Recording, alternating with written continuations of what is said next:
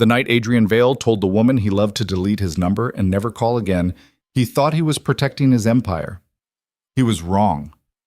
4 years later, standing in a Seattle park, watching two little boys who had his eyes, his jaw, his exact smile, Adrian realized what he'd really done. He'd erased himself from their lives before they even existed. Now Maya Brooks, the woman he destroyed, stood between him and the sons he never knew he had. And she had every reason to keep that door locked forever. Want to know if love can survive the unforgivable? Stay until the end, hit that like button, and comment what city you're watching from. I want to see how far this story travels. The rain came down hard the night Adrian Vale made the worst decision of his life. He sat in his penthouse office, 43 floors above the Seattle streets, staring at his phone. Maya's name glowed on the screen. Third call in an hour. He let it ring out, watched it go to voicemail, then blocked the number entirely. Done? Richard Carver stood by the window, Adrian's business partner and the closest thing he had to family. 15 years older, sharp as a knife, and completely ruthless when it came to protecting Vale Industries. Done.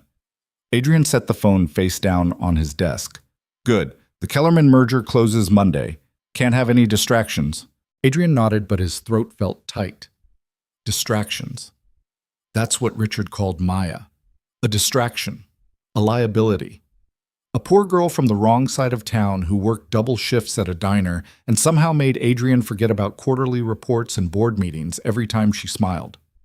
You did the right thing, Richard said, pouring himself a scotch from Adrian's bar cart.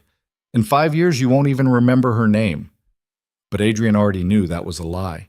He met Maya Brooks 6 months earlier at a charity gala he didn't want to attend.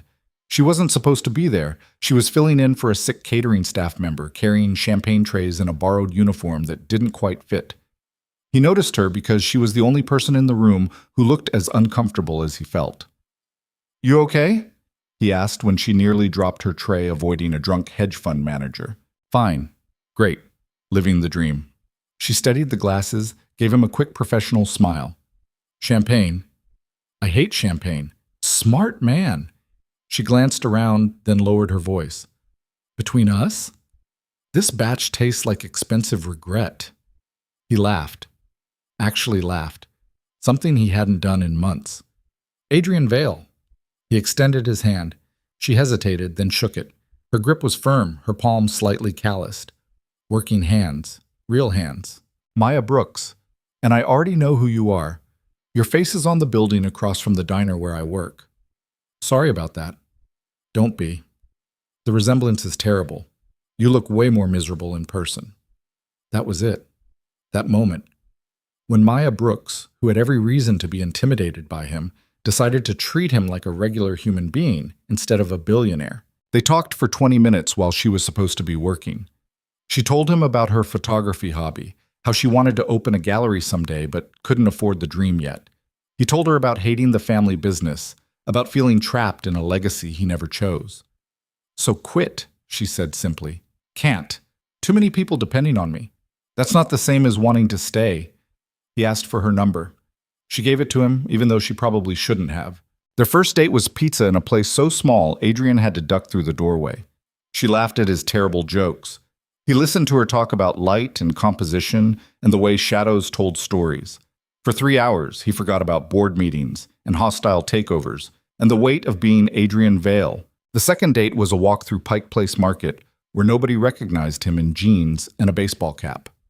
She bought flowers from a street vendor with the last cash in her pocket, then gave them to an elderly woman sitting alone on a bench. Why'd you do that? Adrian asked. She looked like she needed them more than I did.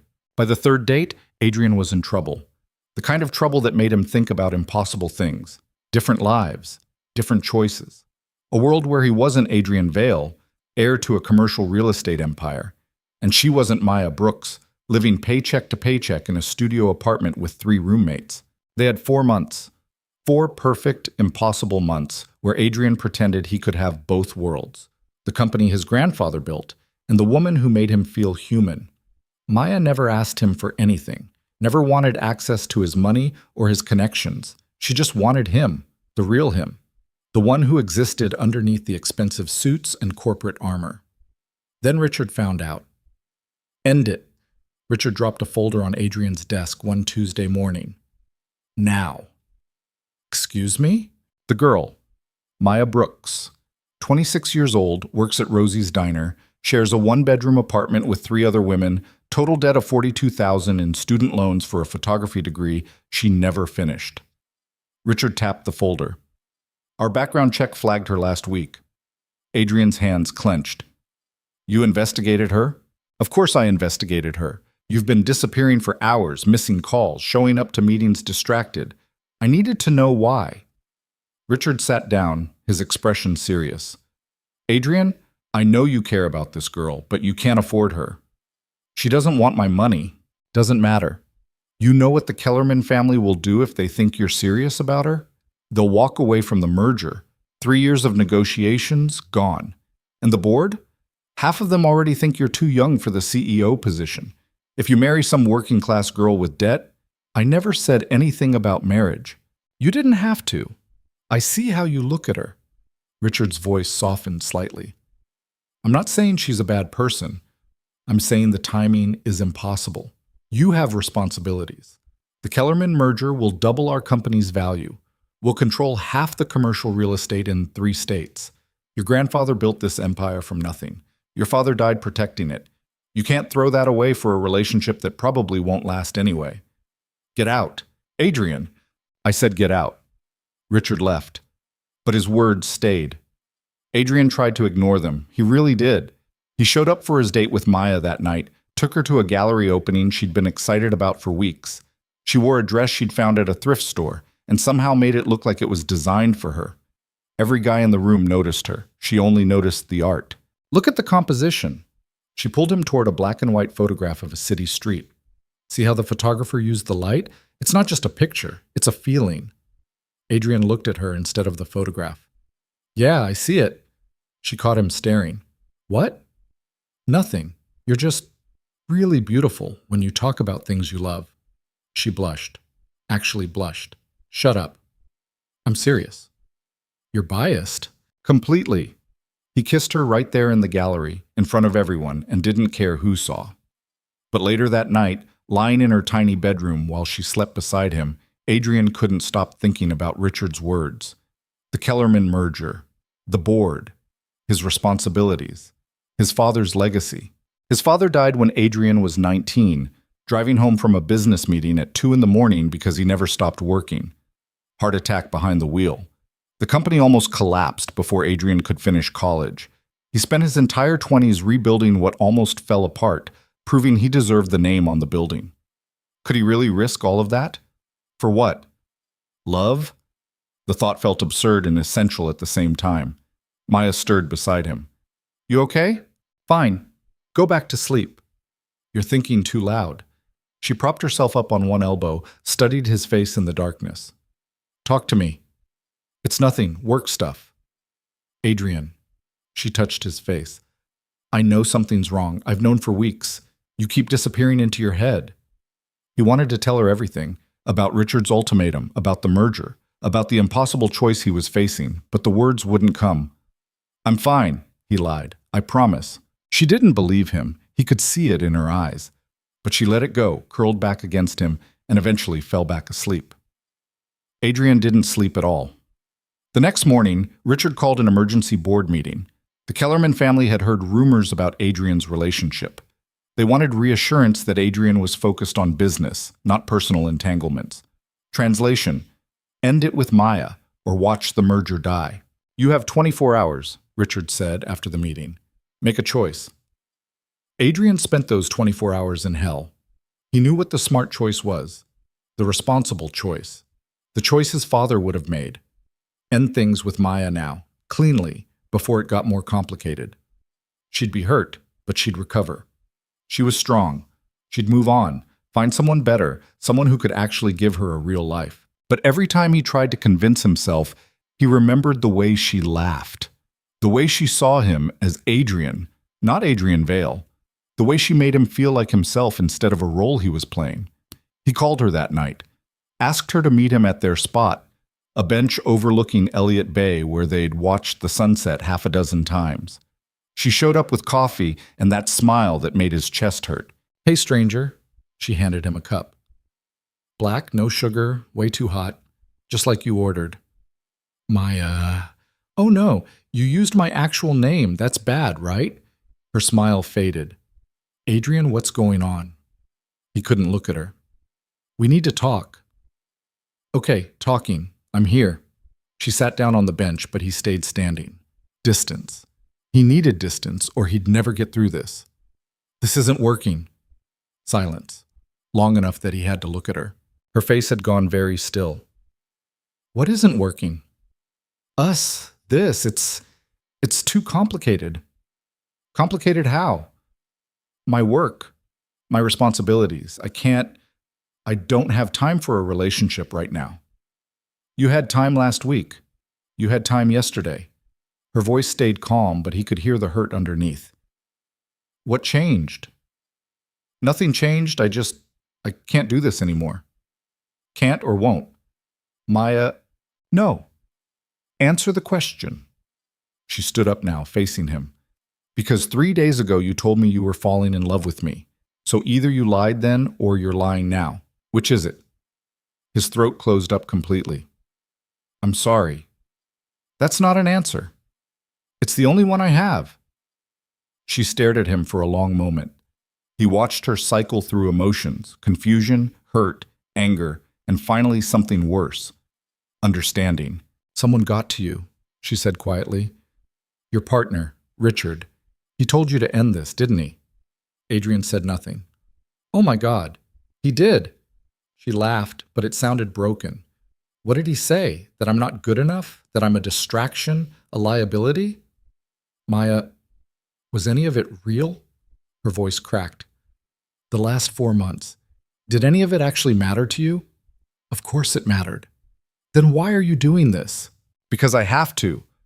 The words came out harder than he meant them to. You don't understand the pressure I'm under, the responsibilities I have. I can't throw everything away for... He stopped, but it was too late. For what? Maya asked, her voice very quiet now. For me? Is that what you were going to say? I didn't mean... Yes, you did. She stepped back from him. You meant exactly that. I'm not worth it. Not worth the risk. Not worth fighting for. That's not true. Then prove it. Tell Richard no. Tell your board no. Choose me. Adrian wanted to. In that moment, he wanted nothing more than to say yes, to hell with the consequences. But he thought about his father, about the company, about the thousands of people who depended on Vale Industries for their jobs, their livelihoods, their futures. His silence was answer enough. Maya nodded slowly, like she'd expected this all along. Okay. Maya. No, it's fine. I get it. She dug her phone out of her pocket, pulled up his contact, and deleted it right in front of him. There, number erased, just like you wanted. That's not, don't call me, don't text me, don't show up at the diner. Her voice stayed steady, but tears were running down her face now. I mean it, Adrian. If this is really what you want, then commit to it. Erase me completely. Pretend the last 4 months never happened. Pretend I never existed. I can't do that. You just did. She turned and walked away. Adrian stood there watching her go, every instinct screaming at him to run after her, to apologize, to choose differently. But his feet stayed planted on the ground, and his mouth stayed shut, and he let the best thing in his life disappear into the Seattle rain. The Kellerman merger closed 6 days later. Vale Industries doubled in value. The board was thrilled. Richard was vindicated. Adrian was miserable. He tried to bury it in work.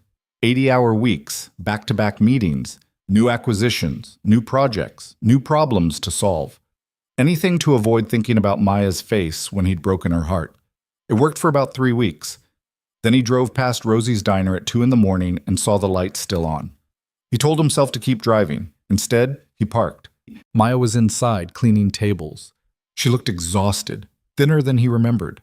She didn't see him watching through the window. He pulled out his phone, started to text her, deleted it, tried again, deleted it again. What could he possibly say? I made a mistake? Come back? I choose you after all? But nothing had changed. He still had the same responsibilities, the same pressure, the same impossible situation. Reaching out would only hurt her more. So he drove away and didn't look back. A month passed, then 2, then 3. The pain dulled into a constant ache Adrian learned to live with. He dated other women, appropriate women from appropriate families with appropriate backgrounds. None of them made him laugh. None of them challenged him. None of them were Maya. Richard noticed the change in him. "You look terrible." "I'm fine." "You're not fine. You've lost weight. You're distracted in meetings. The board is starting to notice." "I said I'm fine." "This is about the girl, isn't it? Maya." Adrian didn't answer. Richard sighed. "Adrian, you did the right thing. You know you did. Sometimes the right choice still hurts." "Does it ever stop?" "Eventually." Richard poured them both a drink. "Give it time. You'll move on. She already has." Adrian's head snapped up.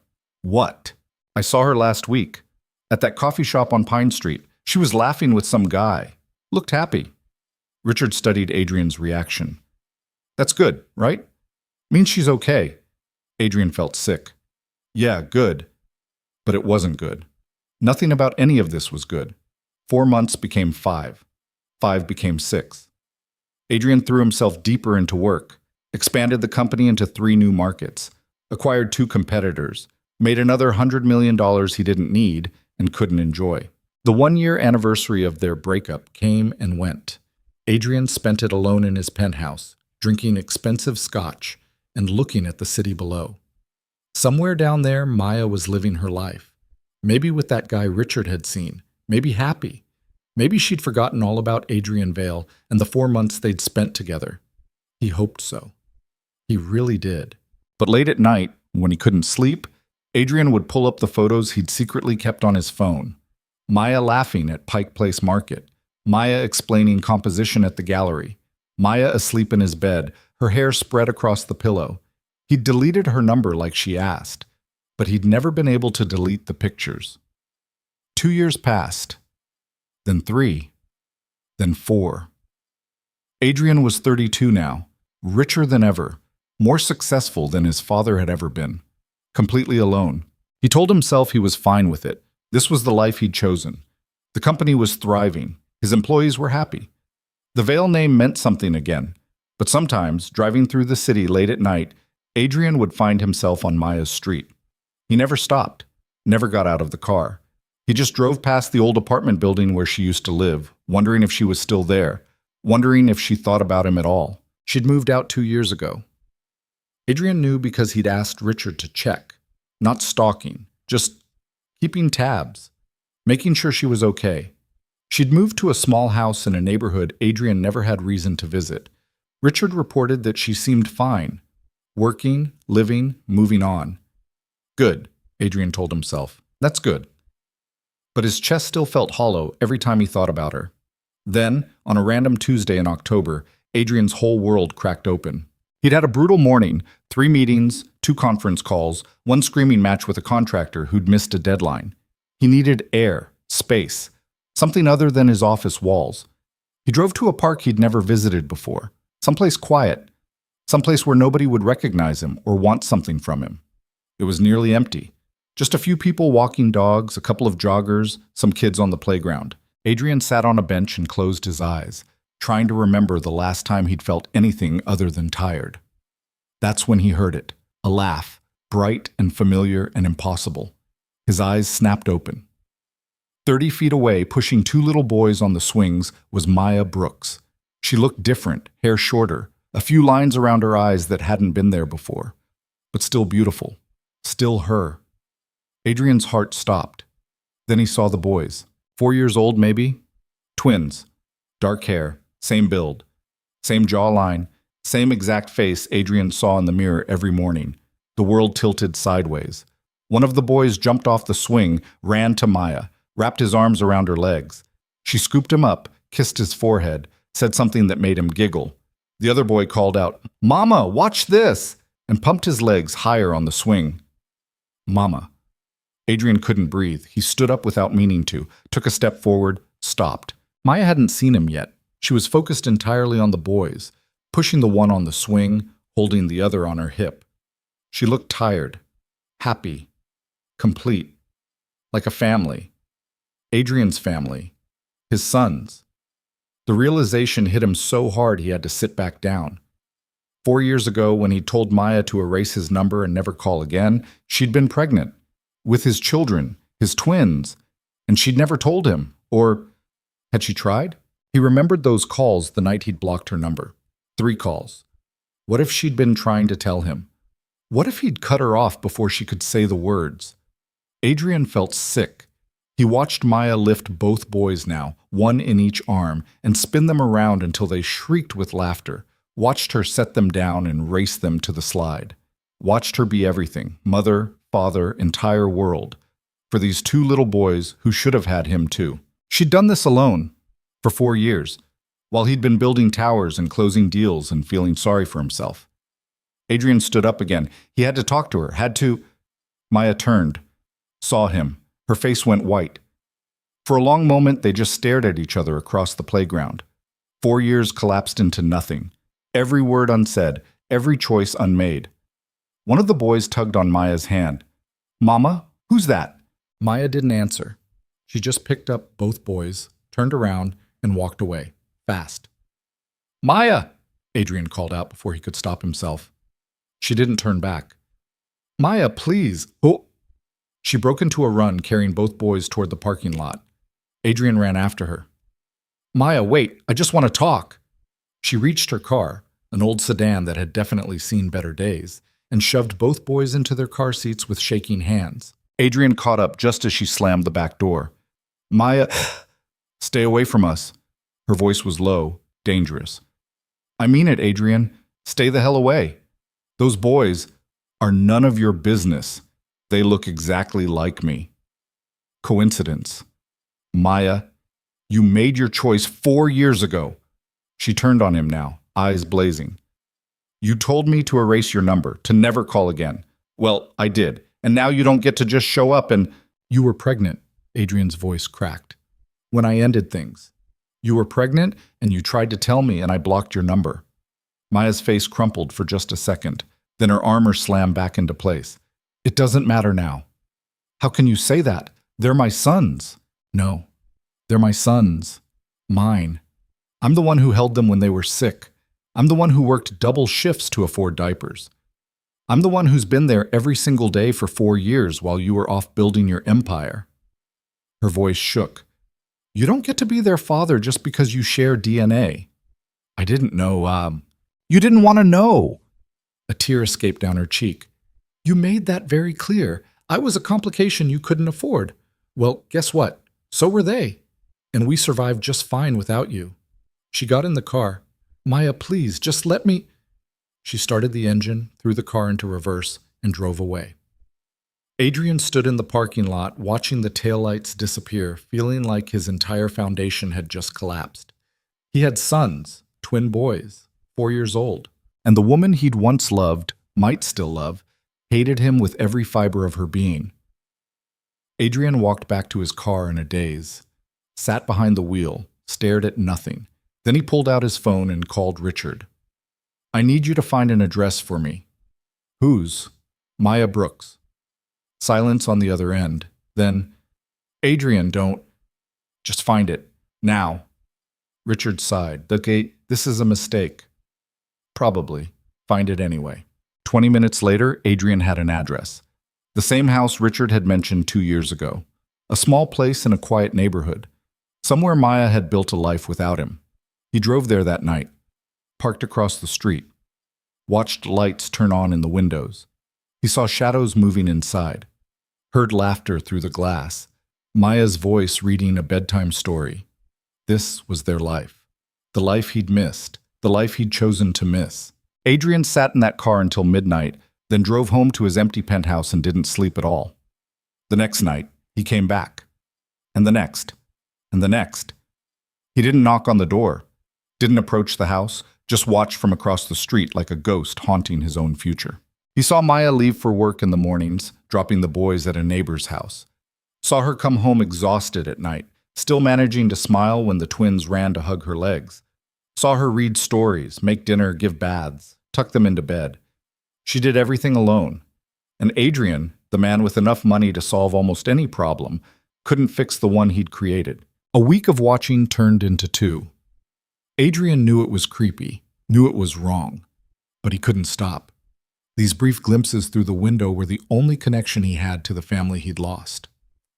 Then, on night 14, someone knocked on his car window. Adrian jumped. Maya stood outside, arms crossed, face hard. "Get out of the car."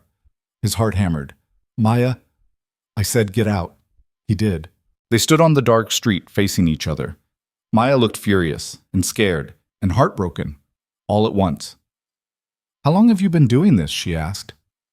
2 weeks. 2 weeks? You've been stalking my house for 2 weeks. I wasn't stalking, I needed to see them. You needed to see them, she repeated flatly. Okay, you've seen them. Now leave us alone. I can't. Why not? You did it pretty easily 4 years ago. The words hit like a slap. Adrian deserved it. I made a mistake. Yeah, you did, and I paid for it. Every single day for 4 years I paid for your mistake. Her voice shook. Do you have any idea what it was like? Finding out I was pregnant 2 weeks after you dumped me? Trying to call you and realizing you'd blocked my number? Showing up at your office and being turned away by security? Adrian's stomach dropped. You came to my office? 3 times. Your assistant said you were too busy to see me, that I should stop harassing you or she'd call the police. Maya's eyes filled with tears. So I stopped. I went home, and I figured out how to survive without you. Maya, I'm so sorry. Sorry doesn't change anything. Sorry doesn't pay the medical bills. Sorry doesn't wake up at 3 a.m. with sick babies. Sorry is just a word that makes you feel better. She turned to walk away. I want to know them, Adrian said. The boys, my sons. I want to be part of their lives. Maya stopped, didn't turn around. No, you can't keep them from me. Watch me. I could get a lawyer, demand custody rights. She whirled back. You threaten me with lawyers, and I swear I will make it my life's mission to make sure those boys never know your name. They're happy, Adrian. They're safe. They don't need you showing up and confusing everything just because you suddenly feel guilty. This isn't about guilt. Then what is it about? I don't know. The admission burst out of him. I don't know what it's about. I just know that I saw them on that playground, and something inside me broke. They're mine, Maya. Our sons. And I missed everything. Their first words, their first steps, 4 years of their lives. I can't get that back, but maybe I could be there for what comes next. Why should I let you? Her voice was quieter now, but no less fierce. Give me one good reason why I should let you anywhere near my children after what you did. Adrian had no answer. No defense. No excuse that would make any of this okay. I can't, he admitted. There's no good reason. But I'm asking anyway. Please, just let me try. Maya stared at him for a long time. He watched her cycle through emotions, saw her armor crack just slightly. I'll think about it, she finally said. That's all I can promise right now. I'll think about it. Then she walked back to her house and left Adrian standing in the street, hoping that I'll think about it might somehow turn into yes. 3 days passed before Maya called. Adrian was in a board meeting when his phone buzzed. He glanced down, saw the unknown number, and nearly ignored it. Then something made him answer. Hello? Silence. Then, it's me. His heart stopped. Maya.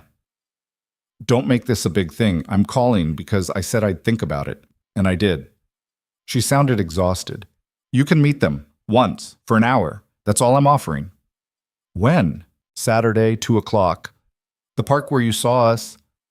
Don't be late, don't bring anyone with you, and if you screw this up, you don't get a second chance. I'll be there. Adrian? Her voice softened just slightly. They don't know who you are. As far as they're concerned, you're just some guy their mom knows. Let's keep it that way for now. The line went dead. Adrian sat there, phone still pressed to his ear, while Richard droned on about third-quarter projections. None of it mattered. The only thing that mattered was Saturday at 2 o'clock. He left the meeting early, went home, stood in his penthouse, and tried to figure out what the hell you were supposed to say to the 4-year-old sons you'd never met. Saturday arrived too fast and not fast enough. Adrian got to the park at 1:30, sat on the same bench where he'd first seen them, watched families play, couples walk, dogs chase frisbees. Normal people living normal lives. At exactly 2 o'clock, Maya's car pulled into the parking lot. Adrian stood up. His palms were sweating. He couldn't remember the last time he'd been nervous about anything. Maya got out first. She wore jeans and an old sweater, her hair pulled back in a ponytail. No makeup. She looked young and tired and beautiful. Then she opened the back door and 2 little boys tumbled out. They were bigger up close, louder, more real than the shadows he'd watched through windows. "Easy," Maya said as they nearly tripped over each other. "Slow down." "But Mama, you said we could play." The one in the red jacket pointed at the playground. "We will, but first I need you to meet someone." She looked at Adrian, her expression unreadable. "Boys, this is Adrian. He's an old friend of mine." The twins stared at him with identical faces. Adrian felt like he was looking into a mirror that showed him who he used to be. "Hi," said the one in red. "Hi," echoed the one in blue. Adrian's throat was tight. "Hi. Which one of you is which?" "I'm Carter," said Red Jacket. "He's Connor. We're twins," Connor added, like this was very important information. "I can see that." Adrian crouched down to their level. "It's nice to meet you both." Carter tilted his head, studying Adrian's face. "You look like us." Maya tensed. "Carter." "No, he does. Look, Mama, he has the same chin thing." Carter pointed at his own face, then at Adrian's. "It's called a dimple," Connor said seriously. "We learned about it in school." Adrian couldn't help smiling. "You're right, we do have the same chin thing." "Are you related to us?" Carter asked. The question hung in the air. Maya's face had gone pale. Adrian looked at her, silently asking permission to answer. She gave the tiniest shake of her head. "No," Adrian lied. "Just a funny coincidence." Carter seemed satisfied with this. "Okay, can we go play now?" "Go ahead," Maya said. "Stay where I can see you." The boys took off running toward the playground, already arguing about who got to go down the slide first. Adrian stood up slowly, watching them go. "They're amazing." "Yeah." Maya's voice was soft. "They are." Carter's the louder one. "Usually. Connor's quieter, but he notices everything. Remembers everything too." She crossed her arms. "This was a mistake. I shouldn't have come." "Don't leave, please." "They're already asking questions I don't know how to answer." "Then let me help you answer them." Maya laughed, but it wasn't a happy sound. "Help me? You've been in their lives for exactly 2 minutes. You don't get to help yet." Adrian watched Connor climb the ladder to the slide while Carter waited at the bottom, ready to catch him. They moved like a unit, like they'd been taking care of each other their whole lives because they'd had to. "How did you do it?" he asked quietly. 4 years alone with twins? How did you survive?" "I didn't have a choice. They needed me, so I figured it out." She sat down on the bench, suddenly looking very tired. "The first year was hell. I was living with 3 roommates in a 1-bedroom apartment, trying to finish my last semester of school while pregnant. Then the twins came early and everything fell apart. I dropped out, lost the apartment, ended up at a women's shelter for a while." Adrian felt sick. "Maya I'm not telling you this to make you feel bad. I'm telling you so you understand what we survived, what I protected them from." She watched the boys play. "I worked 3 jobs that first year. Waitressing, cleaning offices at night, weekend shifts at a grocery store. My neighbor watched the boys when I couldn't afford daycare. I lived on 4 hours of sleep and boxed mac and cheese for months." "Why didn't you reach out? To someone? Anyone?" "I did. I reached out to you, remember? You blocked my number, then I tried your office, and your assistant threatened to call the cops." She turned to look at him. "After that, I figured I was on my own. And you know what? It was better that way. I didn't have to depend on anyone. Didn't have to wonder if you'd show up or let me down. I just kept moving forward. I'm so sorry." "Stop apologizing. It doesn't change anything." They sat in silence for a while, watching the boys. Carter had convinced Connor to race him to the swings. Connor won, which made Carter demand a rematch. "They're competitive," Adrian observed. "Takes after you," Maya said without thinking. Then she caught herself. "I mean, it's okay. They do take after me. The good parts and probably some bad ones too. He hesitated. What have you told them about their father? The truth. That he's not in the picture, that it's just us three and that's enough. Is it enough? It has to be. Maya. He turned to face her. I know I have no right to ask for anything. I know I destroyed what we had. But those boys deserve to know their father, and I want to be their father. If you'll let me. You can't just decide that now. You don't know what you're asking for. Then tell me, what am I asking for? She met his eyes.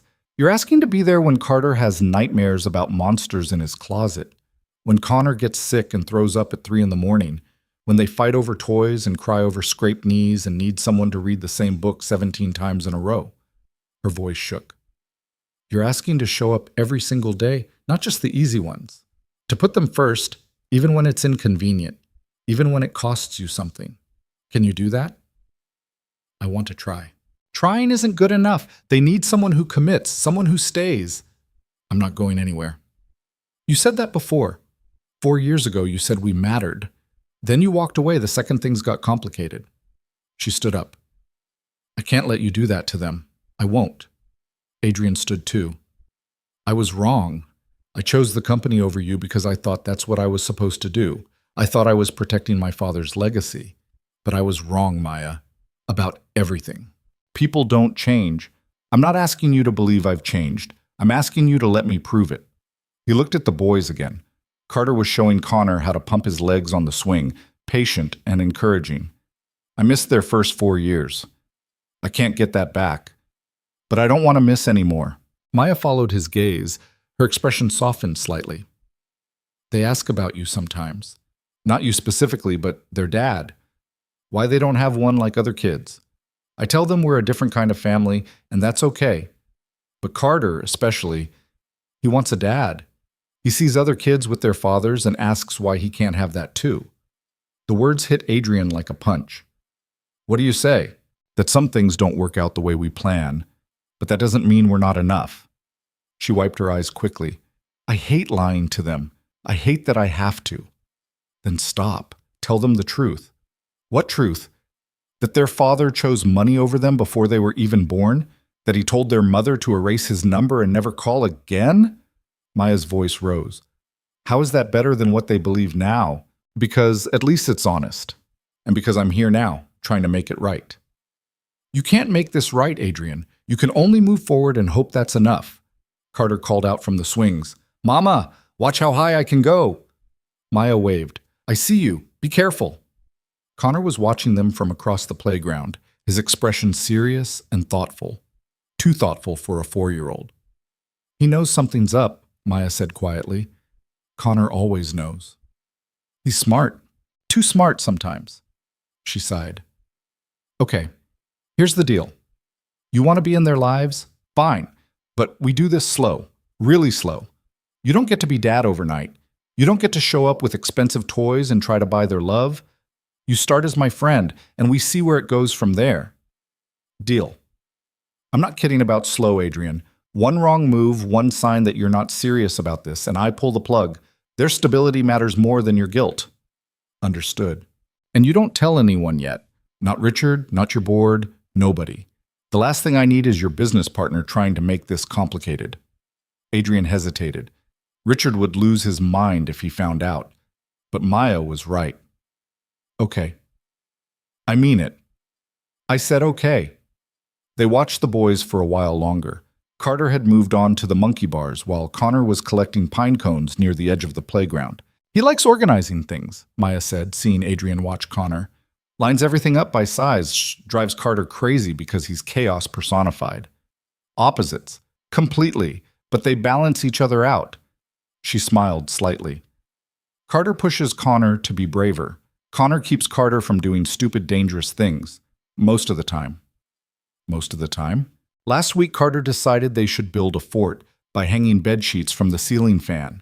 Connor told him it was a bad idea. Carter did it anyway. The fan came down. Nobody got hurt, but my security deposit is gone. Adrian laughed. Actual, real laughter. It felt strange and good. Sounds about right. You think it's funny now. Wait until you're the one cleaning up the mess. The hour passed too fast. Carter and Connor played while Adrian and Maya sat on the bench, trading stories. She told him about their first words, their first steps, the time they got into her makeup and painted the bathroom. He listened to everything, trying to memorize details he should have witnessed himself. When Maya's phone alarm went off, she stood up. Time's up. Already? I said 1 hour. I meant 1 hour. She called to the boys. Carter, Connor, time to go. Aw, Mama, 5 more minutes, Carter pleaded. Now. They came running over, faces flushed from playing. Connor had pockets full of pine cones. Did you have fun? Maya asked. Yeah. Carter looked at Adrian. Are you coming back? Adrian glanced at Maya. She gave a tiny nod. If your mom says it's okay, then yes. Cool. Carter seemed pleased with this answer. Connor just watched Adrian with those 2 knowing eyes. They walked back to the parking lot together. Maya loaded the boys into their car seats while Adrian stood awkwardly nearby, not sure if he was supposed to help or stay back. When she closed the door and turned to him, her expression was carefully neutral. You did okay today. Yeah. Don't let it go to your head. This was the easy part. What's the hard part? Everything else. She pulled her keys from her pocket. I'll call you next week. We'll do this again. Maybe. Maya. He stopped her before she could get in the car. Thank you for giving me this chance. Don't thank me yet. You haven't earned it. But her voice was softer than her words. Just don't screw it up. She drove away, and Adrian stood in the parking lot feeling like he'd just survived the most important meeting of his life. He went home and couldn't focus on anything. Tried to work, couldn't. Tried to read, couldn't. Everything felt different now, like the world had shifted slightly and he was seeing it from a new angle. Richard called that night. Where have you been? You missed the Henderson meeting. Something came up. What something? Personal. Adrian, I'm not discussing this, Richard. Handle Henderson. I'll catch up Monday. He hung up before Richard could argue. Monday came, and Adrian couldn't think about anything except when Maya would call. Tuesday passed. Wednesday. Thursday. By Friday, he was convinced she'd changed her mind, that she'd decided he wasn't worth the risk, that he'd never see his sons again. Then his phone rang. Unknown number. Hello? It's me. Maya sounded stressed. I need a favor. Anything. My babysitter canceled last minute, and I have a shift at the diner tonight I can't miss. I know this is asking a lot, but I'll watch them. Silence. You sure? Absolutely. More silence. This isn't like the park, Adrian. This is real parenting. Dinner, bath, bedtime routine. They can be a lot. I can handle it. If anything goes wrong, I'll call you immediately. I promise. She gave him her address. Be here at 5. Don't be late. Adrian showed up at 4:45. Maya answered the door looking frazzled. Her uniform was wrinkled, her hair half up, and she was still putting in earrings. You're early. Didn't want to risk traffic. She let him in. The house was small but clean, toys everywhere, drawings on the fridge, the kind of mess that meant people actually lived here. Okay, quick rundown. Maya grabbed a notebook from the kitchen counter. Dinner is mac and cheese in the fridge. Just heat it up. They need baths by 7. Connor likes the water warm. Carter likes it hot. Don't let them talk you into skipping teeth brushing. Bedtime is 8 sharp. Carter will try to negotiate for more stories. Don't fall for it. Got it. Connor has a nightlight. Carter doesn't, but he'll pretend he does to stay up longer. Their pajamas are in the second drawer. If anything happens, I'll call you. I'm serious, Adrian. Anything. If they fight, if someone gets hurt, if you can't handle it, Maya. He put his hands on her shoulders. I've got this. Go to work. She looked at him for a long moment, clearly struggling with trusting him. Finally, she nodded. Okay, but I'm serious about calling. I know. She grabbed her purse, called out, Boys, I'm leaving. Be good for Adrian. 2 voices yelled back, Okay, Mama? Then she was gone, and Adrian was alone with his sons. He found them in the living room building something elaborate with blocks. Connor was directing while Carter actually did the building. Hey guys? Adrian sat down on the floor near them. What are we making? A castle, Connor said, with a moat. We don't have water for the moat, Carter pointed out. We'll pretend. Adrian watched them work, fascinated by how they communicated without really talking. Carter would reach for a block, and Connor would hand him the exact one he needed. They moved like two parts of one brain. Can you help? Carter asked, offering Adrian a blue block. Where should it go? Here, for the tower. Adrian placed the block. Connor immediately adjusted it. It has to be straight or the whole thing falls. They built together for 20 minutes. The castle grew taller, more complex. Adrian found himself actually enjoying it, getting invested in whether the drawbridge would work. Then Carter knocked the whole thing over by accident. No, Connor shouted. We worked on that forever. It was an accident, Carter's face crumpled. You never pay attention. You ruin everything. I do not. Do too. Adrian watched the fight escalate, unsure whether to step in or let them work it out. Carter shoved Connor. Connor shoved back harder. Carter started crying. Hey, hey! Adrian moved between them. That's enough. Both of you. He started it, Carter sobbed. Did not. You knocked down the castle. It was an accident. Okay? Adrian took a breath. Connor, Carter didn't mean to knock it down. Carter, I know you're sorry. We can rebuild it together. I don't want to rebuild it, Connor said, his face closed off. I want to be alone. He stormed off to his room and slammed the door. Adrian looked at Carter, who was still crying. He hates me. He doesn't hate you. He's just frustrated. He always gets mad when I mess stuff up. Well, maybe next time be more careful around his projects. Adrian awkwardly patted Carter's shoulder. Come on, let's get dinner started. Maybe that'll help. Dinner was chaotic. Carter spilled his milk twice. Connor refused to eat because the mac and cheese looked weird. Adrian burned his hand on the pot and tried not to swear in front of them. Mama makes it better, Connor observed. Mama's had more practice. Adrian set plates in front of them. Eat what you can. Carter ate everything. Connor picked at his food and pushed most of it around the plate. You need to eat something, Adrian said. Not hungry. Connor, I said I'm not hungry. Connor's voice rose. You can't make me eat. Adrian remembered Maya's words about choosing battles. Fine, but no snacks later. Bath time was worse. Carter stripped down and jumped in immediately, splashing water everywhere. Connor refused to get in at all. I don't like baths, he announced. You take baths all the time, Adrian said. Not with you here. Connor, come on, you're all sweaty from playing. Don't care. Adrian tried reasoning, then bribing, then finally just physically lifting Connor into the tub. Connor screamed the whole time like Adrian was murdering him. I want Mama, Connor yelled. You're doing it wrong. What am I doing wrong? Everything.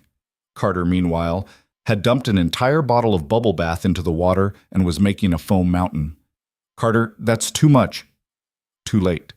Bubbles overflowed onto the bathroom floor.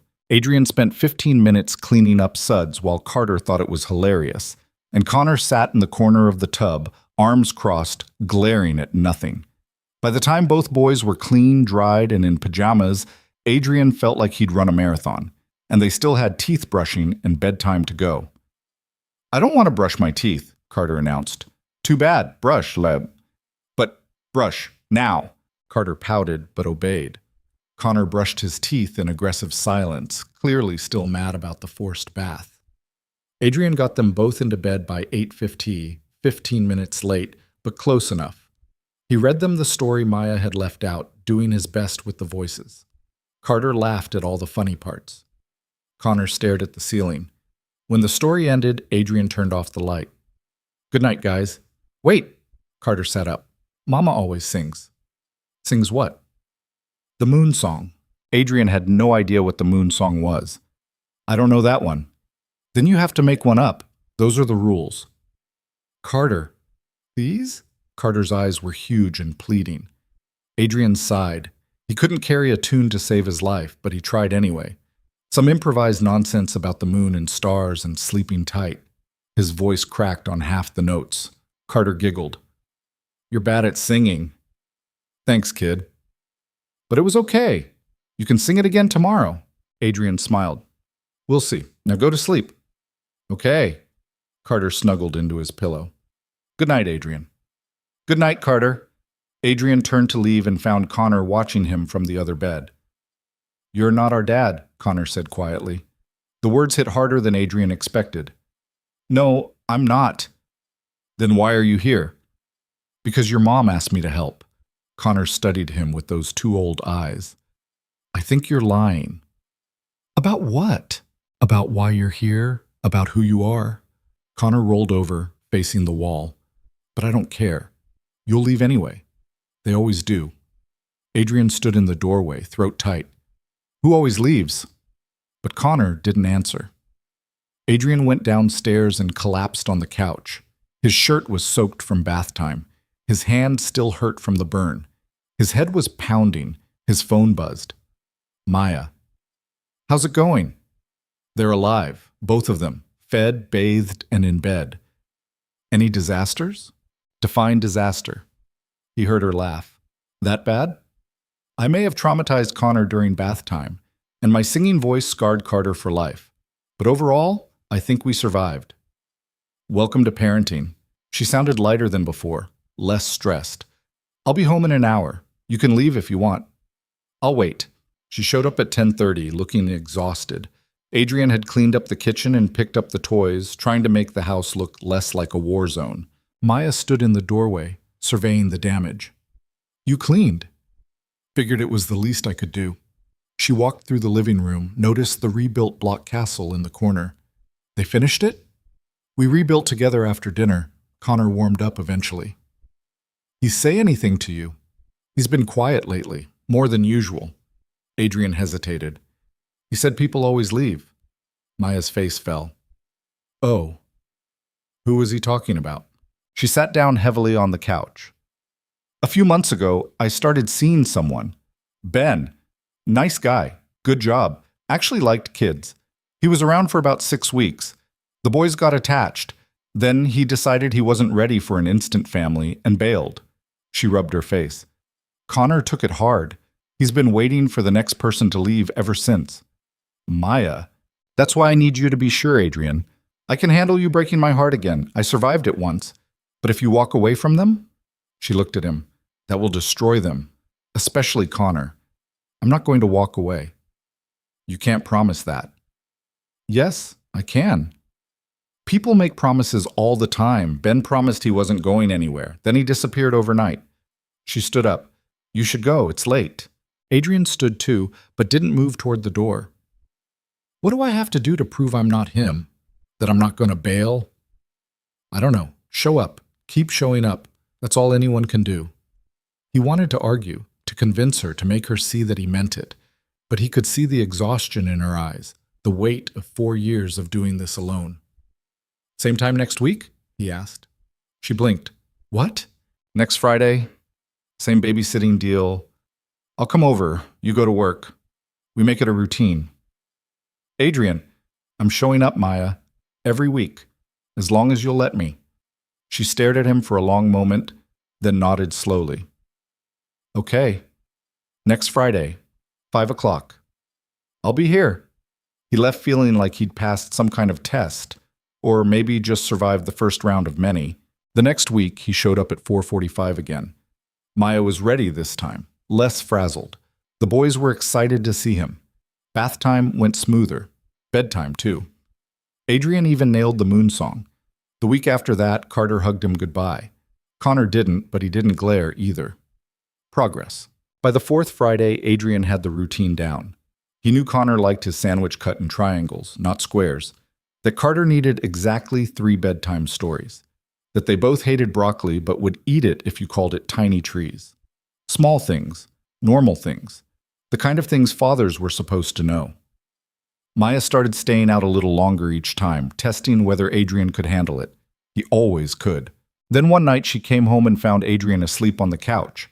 Carter curled up against his side, Connor on the other. All 3 of them passed out watching a movie. She stood in the doorway for a long moment, just watching, then quietly took a picture with her phone before waking them up. After that, something shifted. Not forgiveness, not quite trust, but maybe the beginning of both. 2 months into their new routine, Carter asked the question Maya had been dreading. They were at the park again, their usual Saturday morning spot now. Adrian pushed Connor on the swings while Maya sat on the bench with Carter, who was supposed to be eating his snack but kept fidgeting instead. Mama? Is Adrian our daddy? Maya's heart stopped. She looked at her son, who was staring at her with those eyes that were too much like Adrian's, waiting for an answer she didn't know how to give. Why would you ask that? Because he looks like us, and he comes over all the time, and he knows all our stuff. Carter picked at his granola bar. Tommy at school said his dad comes over like that, so I thought maybe Adrian is ours too. Across the playground, Adrian had stopped pushing Connor. He wasn't looking at them, but Maya could tell he was listening. It's complicated, baby. That's what you always say when you don't want to answer. Carter's voice got smaller. Is he? Maya took a breath. She'd promised herself she wouldn't lie to them, that when this moment came, she'd tell the truth. But sitting here, watching her 4-year-old son try to understand something she barely understood herself, the truth felt impossibly cruel. Yes, she said quietly. Adrian is your father. Carter's face lit up. Really? Really? Does Connor know? Not yet. I wanted to talk to you both together, but Carter was already running toward the swings. Connor, Adrian's our dad. Mama said so. Connor stopped mid-swing, his face confused. Adrian caught the swing before it could hit Connor in the back. What? Connor looked at Maya, then at Adrian, then back at Maya. Is that true? Maya walked over slowly, very aware that every parent in the playground was probably watching now. Yes, it's true. But you said... Connor's face was doing something complicated. You said our dad wasn't in the picture. I know, I'm sorry. I should have told you sooner. Why didn't you? Connor's voice was sharp, too sharp. Why did you lie? I didn't lie exactly. I didn't know how to explain. You said people always leave. Connor turned to Adrian, his expression hard. Is that why you weren't here before? Because you left? Adrian crouched down to Connor's level. Yeah, I left. Before you were born. I didn't know about you and your brother, but that's not an excuse. I should have been here. Why weren't you? Because I made a really bad choice. I was scared and stupid, and I thought other things were more important than your mom. I was wrong. Connor stared at him. So you're here now because you feel bad? I'm here now because I want to be, because you're my sons, and I want to know you. That's not the same as being a dad. The words hit Adrian visibly. Maya watched him absorb the blow, saw him struggling for the right response. You're right, Adrian said finally. It's not. Being a dad means showing up every day, being there when you need me. I can't change that I wasn't here before, but I'm trying to be here now. If you'll let me. Connor looked at Maya. Do we have to let him? No, baby. That's your choice. Carter had been silent this whole time, watching the exchange with wide eyes. Now he stepped closer to Adrian. I want a dad. Carter, Connor's voice was almost pleading. We don't have one. Everyone else does. Tommy has a dad, Jake has a dad, even Emma has 2 dads. Carter looked up at Adrian. Can you be ours? Adrian's voice was rough. I'd like that, if it's okay with both of you. Connor's jaw was tight. He looked between Adrian and Maya, clearly torn. Finally, he said, I need to think about it. Then he walked away, heading toward the far side of the playground where the older kids were playing basketball. Maya started to go after him, but Adrian caught her arm. Let me. He's upset. I know. That's why I should be the one to talk to him. Maya hesitated, then nodded. She watched Adrian walk across the playground, hands in his pockets, shoulders tense. Carter stayed with her, unusually quiet. Is Connor mad?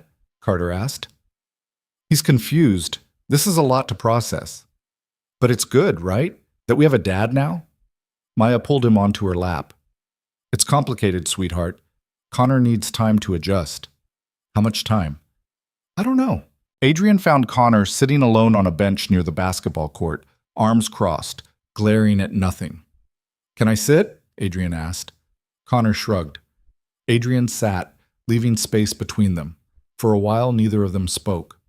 They just watched the older kids play basketball, the ball bouncing against concrete, voices calling out plays. You're mad at me, Adrian said finally. I'm not mad. Okay, then what are you? Connor didn't answer right away. When he did, his voice was very small. Scared.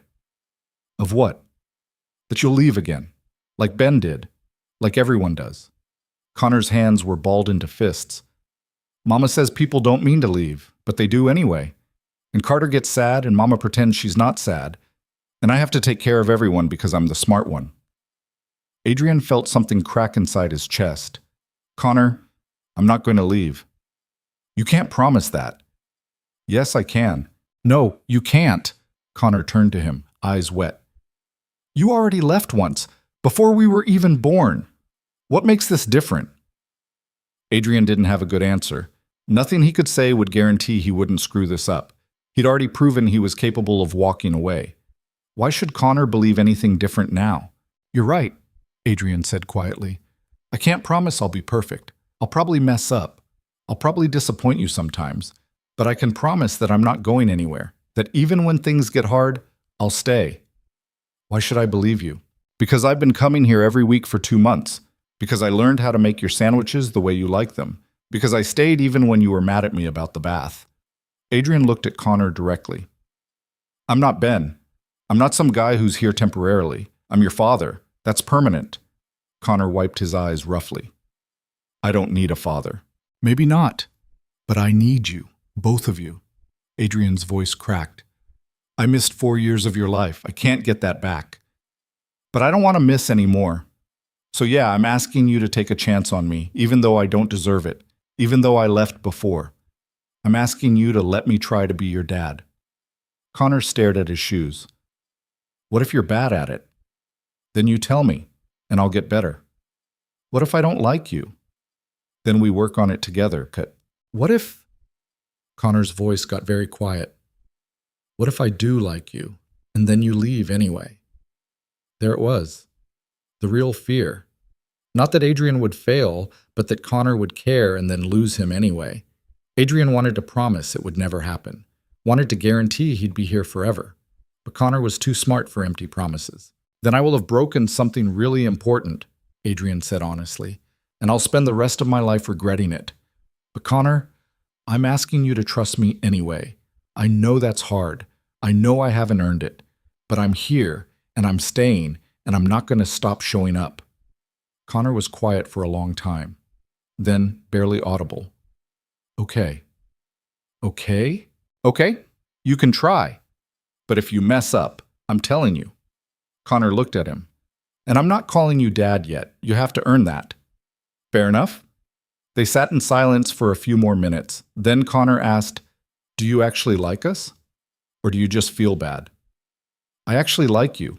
You're smart and careful, and you notice things other people miss. You remind me of myself when I was your age. Mama says I'm too serious. Nothing wrong with being serious. Carter says I'm boring. Carter thinks anyone who doesn't want to build forts out of furniture is boring. Doesn't make it true. Adrian hesitated. For what it's worth, I think you're pretty great, both of you. Connor didn't smile, but some of the tension left his shoulders. We should go back. Carter's probably driving Mama crazy with questions. They walked back together. Not holding hands, not quite comfortable, but together. Maya looked up when they approached, her face anxious. Adrian gave her a small nod. Not perfect, but okay. They were okay. That night, after the boys were in bed, Maya and Adrian sat on her front steps drinking coffee that had gone cold an hour ago. That was a mess, Maya said. Could have been worse. Connor cried himself to sleep. I know, I heard. Adrian stared at his coffee cup. I handled it wrong. You handled it fine. This was always going to be hard. She set her cup down. I should have told them sooner, prepared them better. I should have been here from the start. We can't keep doing this. The blame game doesn't help anyone. Adrian looked at her. Really looked at her. She had dark circles under her eyes. Her hands were rough from work. She carried the weight of 4 years alone, and somehow she was still here, still fighting for her kids, still giving him chances he didn't deserve. How do you do it? He asked. Do what? Stay this strong. After everything, you should hate me. I did hate you, for a long time. She pulled her sleeves over her hands. When I found out I was pregnant, I was terrified. I kept thinking, he's gone. I'm alone. I can't do this. Then the twins came, and suddenly I didn't have time to be scared anymore. I just had to survive. Day by day, shift by shift, and somewhere in there, the hate turned into something else. What? Indifference, I guess. You became this abstract idea. The guy who wasn't there. It hurt less when I stopped thinking of you as Adrian and started thinking of you as just the absence. She looked at him. Then you showed up at that park, and suddenly you were real again.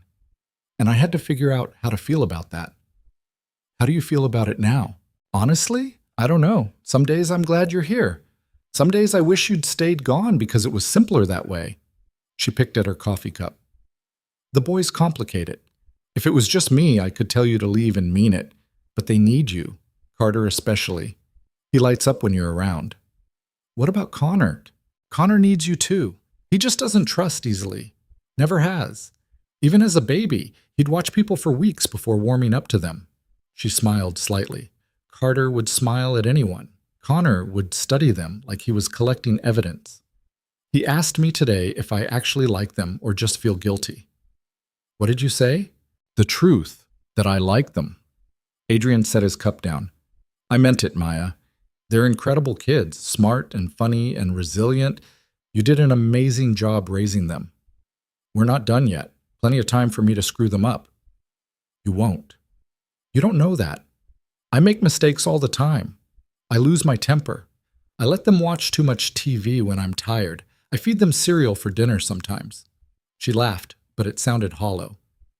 I'm winging this whole parenting thing. So am I. Yeah, but you get to walk away at the end of the night. I don't.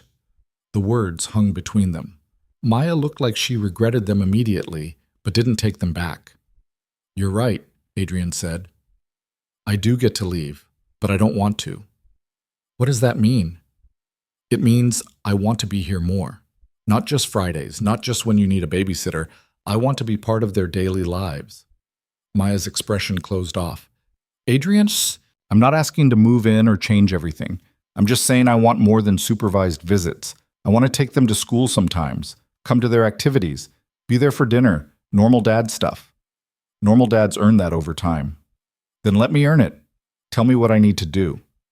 It's not that simple. Why not? Because she stopped, frustrated. Because letting you deeper into our lives means risking more. Right now, if you leave, they'll be sad. But if you become part of our daily routine and then you bail, that will destroy them. I'm not going to bail. You keep saying that because it's true. Prove it. She stood up. Don't just say you want to be here. Actually be here.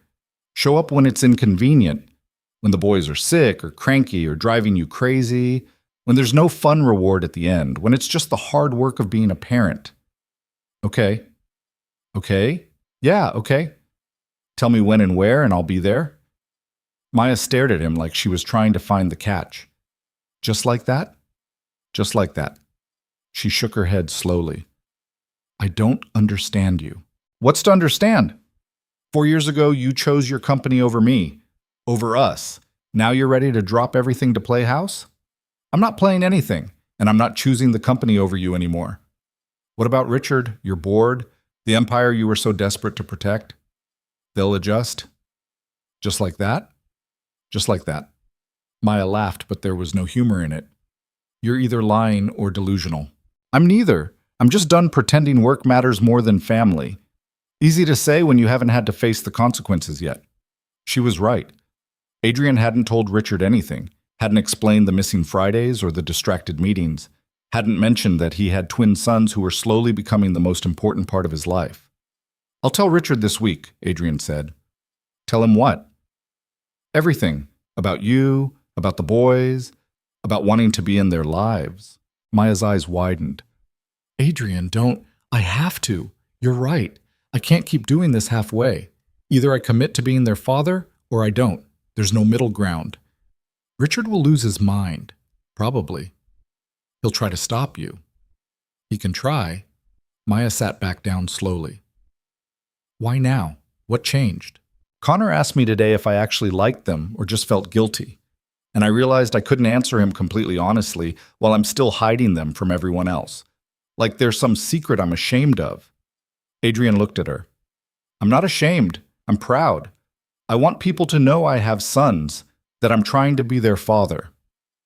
Even if it costs you the company? Even then. She studied him for a long moment. You mean that? I do.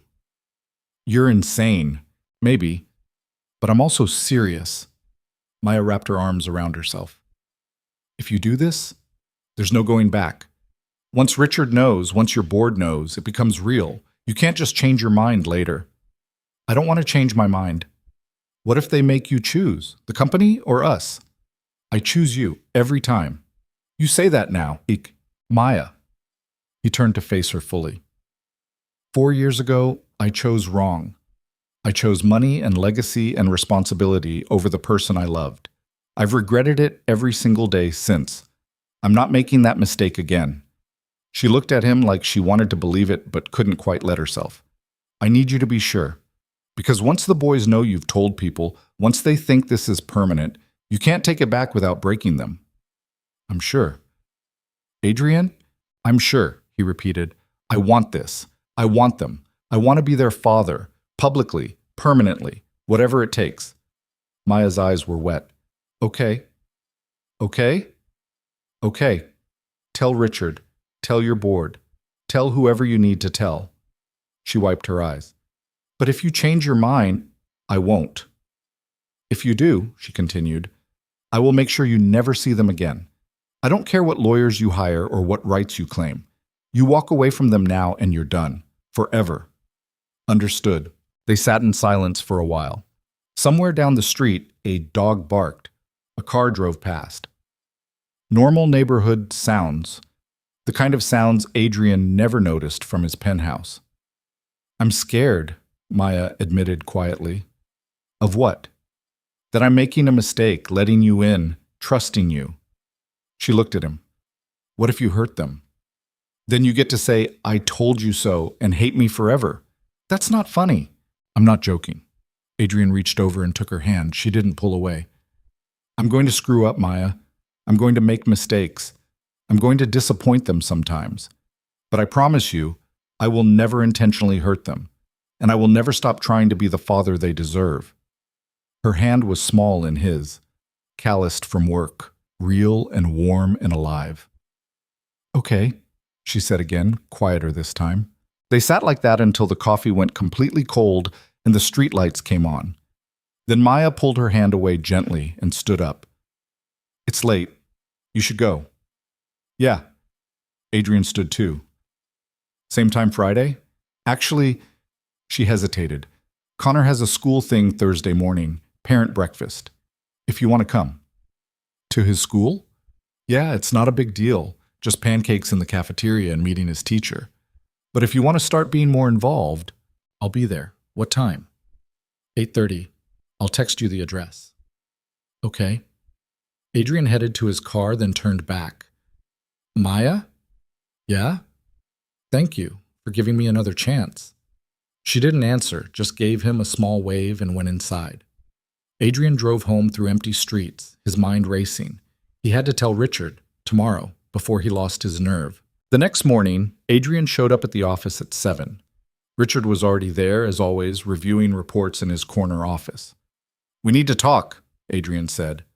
Richard looked up, reading something in Adrian's expression. That bad? Depends on your perspective. Adrian closed the door. I have twin sons, 4 years old. I just found out about them 2 months ago. Richard went very still. Excuse me? Maya Brooks, the woman I dated 4 years ago. She was pregnant when I ended things. I blocked her number before she could tell me. Christ, Adrian. Richard set down his papers. Are you sure they're yours? They look exactly like me. That's not... They're mine, Richard. No question. Richard leaned back in his chair, processing. Okay. This is manageable.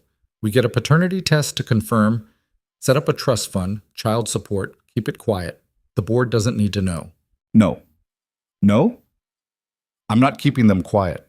I'm not treating them like a secret or a scandal. Adrian's voice was firm.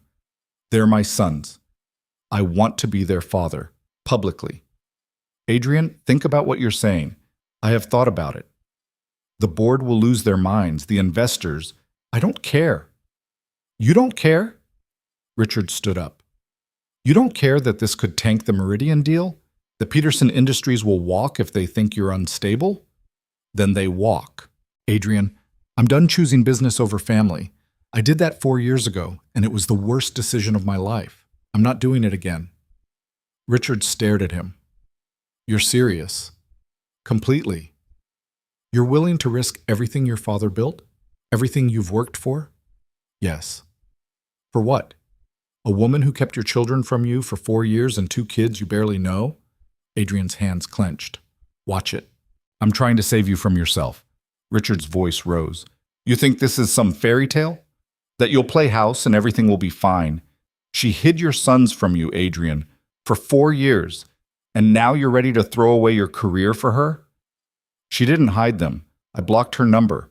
I refused to see her. This is my fault, not hers. You're being manipulated. Get out! Richard blinked. What? You heard me?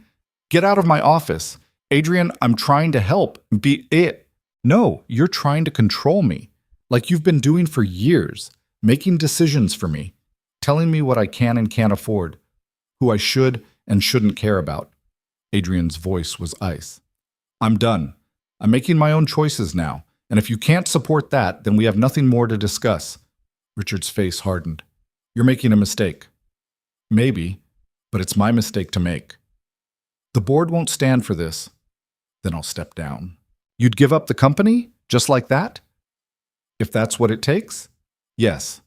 Richard grabbed his briefcase. You're going to regret this. Probably, but I'll regret staying away from my sons more. Richard walked to the door, stopped. Your father would be disappointed. The words were meant to cut. They did. But Adrian didn't flinch. My father worked himself to death for this company, missed every important moment of my childhood, died alone in his car at 2 a.m. Adrian's voice was steady. I loved him, but I don't want to be him. Richard left without another word. Adrian sat alone in his office, his hands shaking slightly. He'd just blown up his entire professional life, alienated his closest advisor, possibly destroyed his company's stability. And he didn't regret it. He pulled out his phone and texted Maya. Told Richard it went about as well as expected, still coming Thursday. She responded 3 minutes later. Are you okay? Yeah, I'm good. 3 dots appeared, disappeared, appeared again. Finally, thank you. Thursday morning, Adrian showed up at Connor's school at 8:15. Maya was already there, waiting by the entrance with both boys. You're early, she said. Didn't want to risk being late. Connor looked at him warily. Carter bounced with excitement. Adrian's coming to our school, Carter announced to anyone within earshot. They signed in at the front desk. The security guard gave Adrian a visitor badge. They walked down halls covered in children's artwork, following the sound of chaos toward the cafeteria. The parent breakfast was exactly what Adrian expected. Loud, crowded, sticky. Parents clustered in groups while kids ran wild. The pancakes were rubbery. The orange juice was watered down. It was perfect. Connor's teacher, Mrs. Patterson, made a point of introducing herself. You must be Connor's father. He's told me all about you. Adrian glanced at Connor, surprised. He has? Oh, yes. Very excited that you're here today. She smiled. Connor's a wonderful student, very bright. Sometimes he gets frustrated when the other children don't keep up, but we're working on patience. They ate pancakes at a tiny table designed for 4-year-olds. Adrian's knees hit the underside. Carter spilled syrup on his shirt. Connor ate methodically, cutting his pancakes into perfect squares. Other parents stared. Adrian could see them whispering, probably recognizing him from the news or the building with his name on it. He didn't care. After breakfast, Mrs. Patterson invited parents to see the classroom.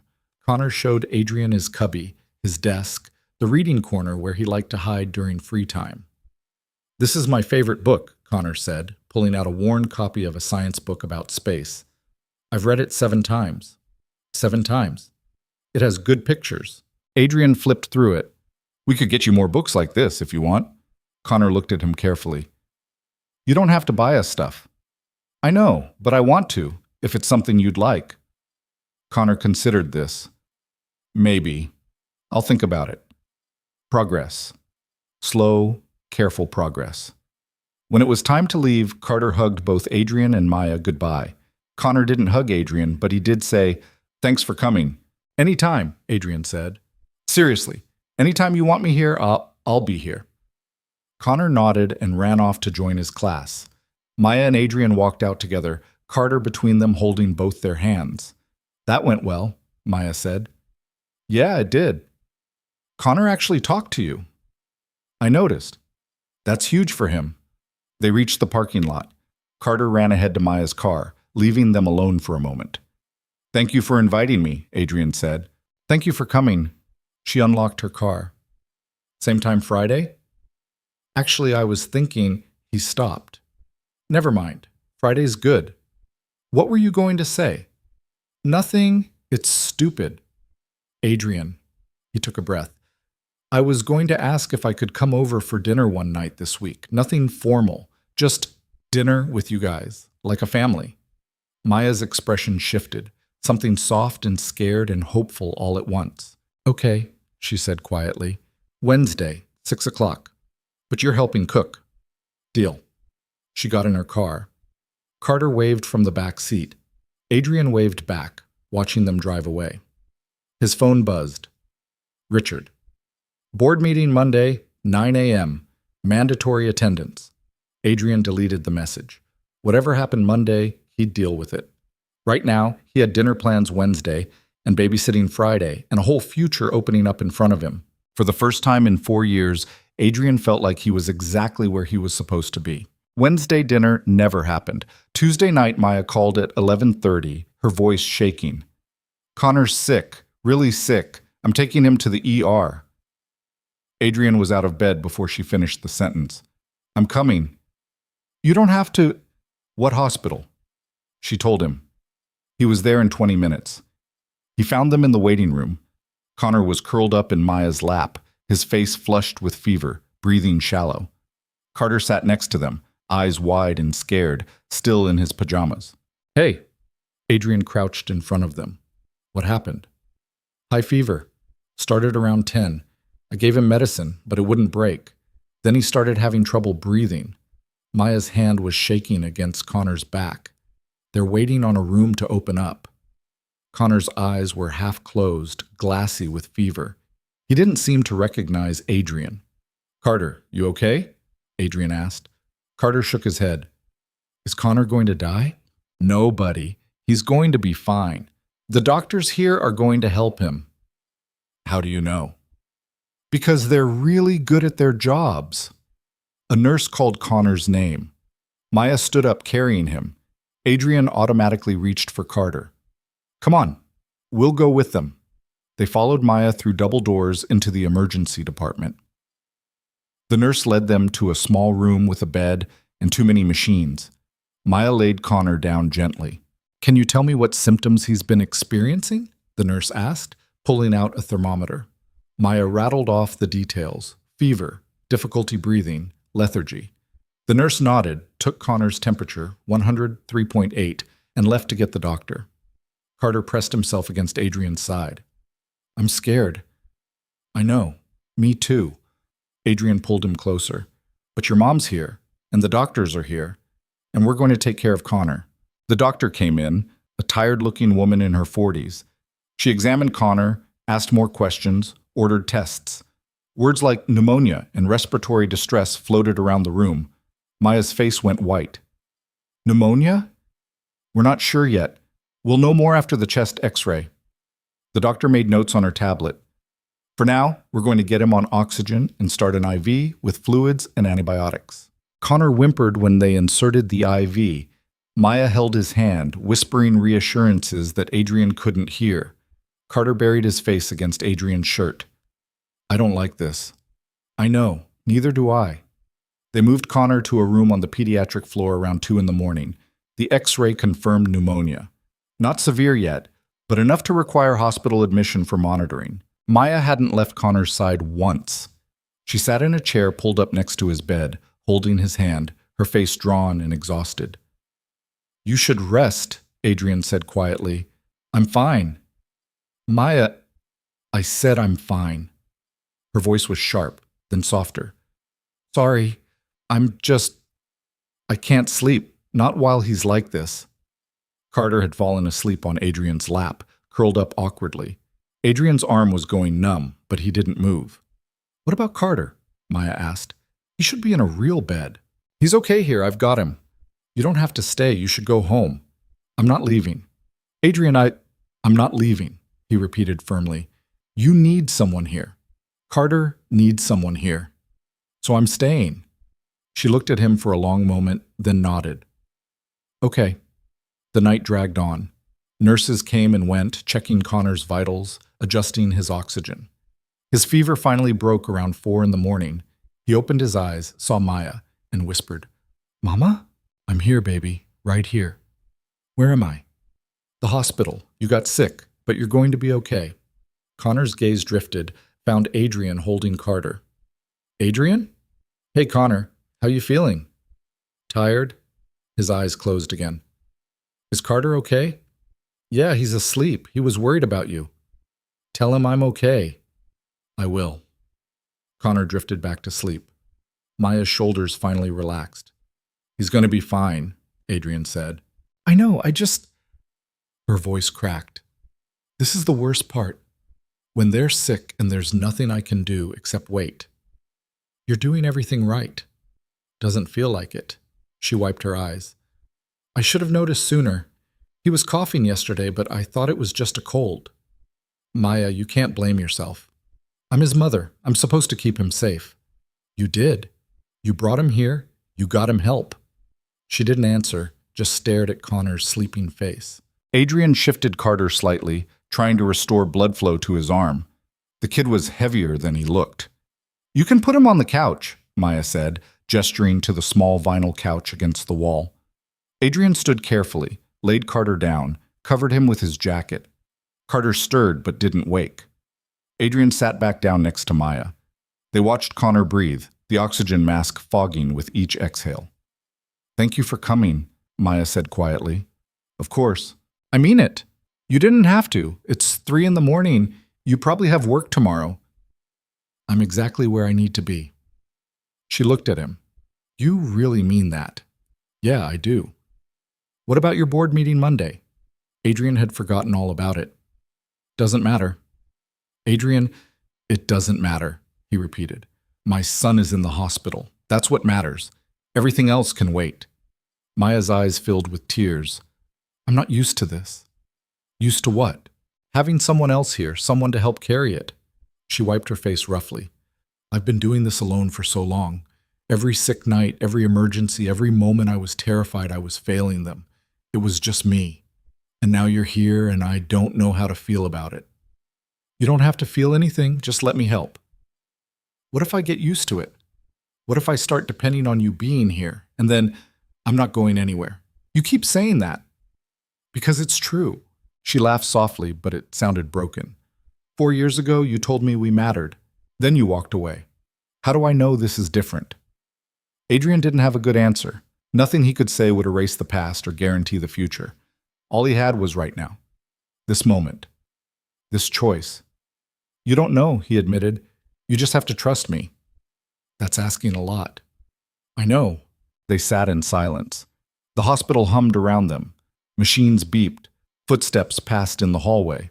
Somewhere down the corridor, a baby cried. I'm scared, Maya whispered. Of what? Of letting you all the way in. Of believing this is real. She looked at him. Of getting hurt again. I can't promise I won't hurt you. People hurt each other sometimes, even when they don't mean to.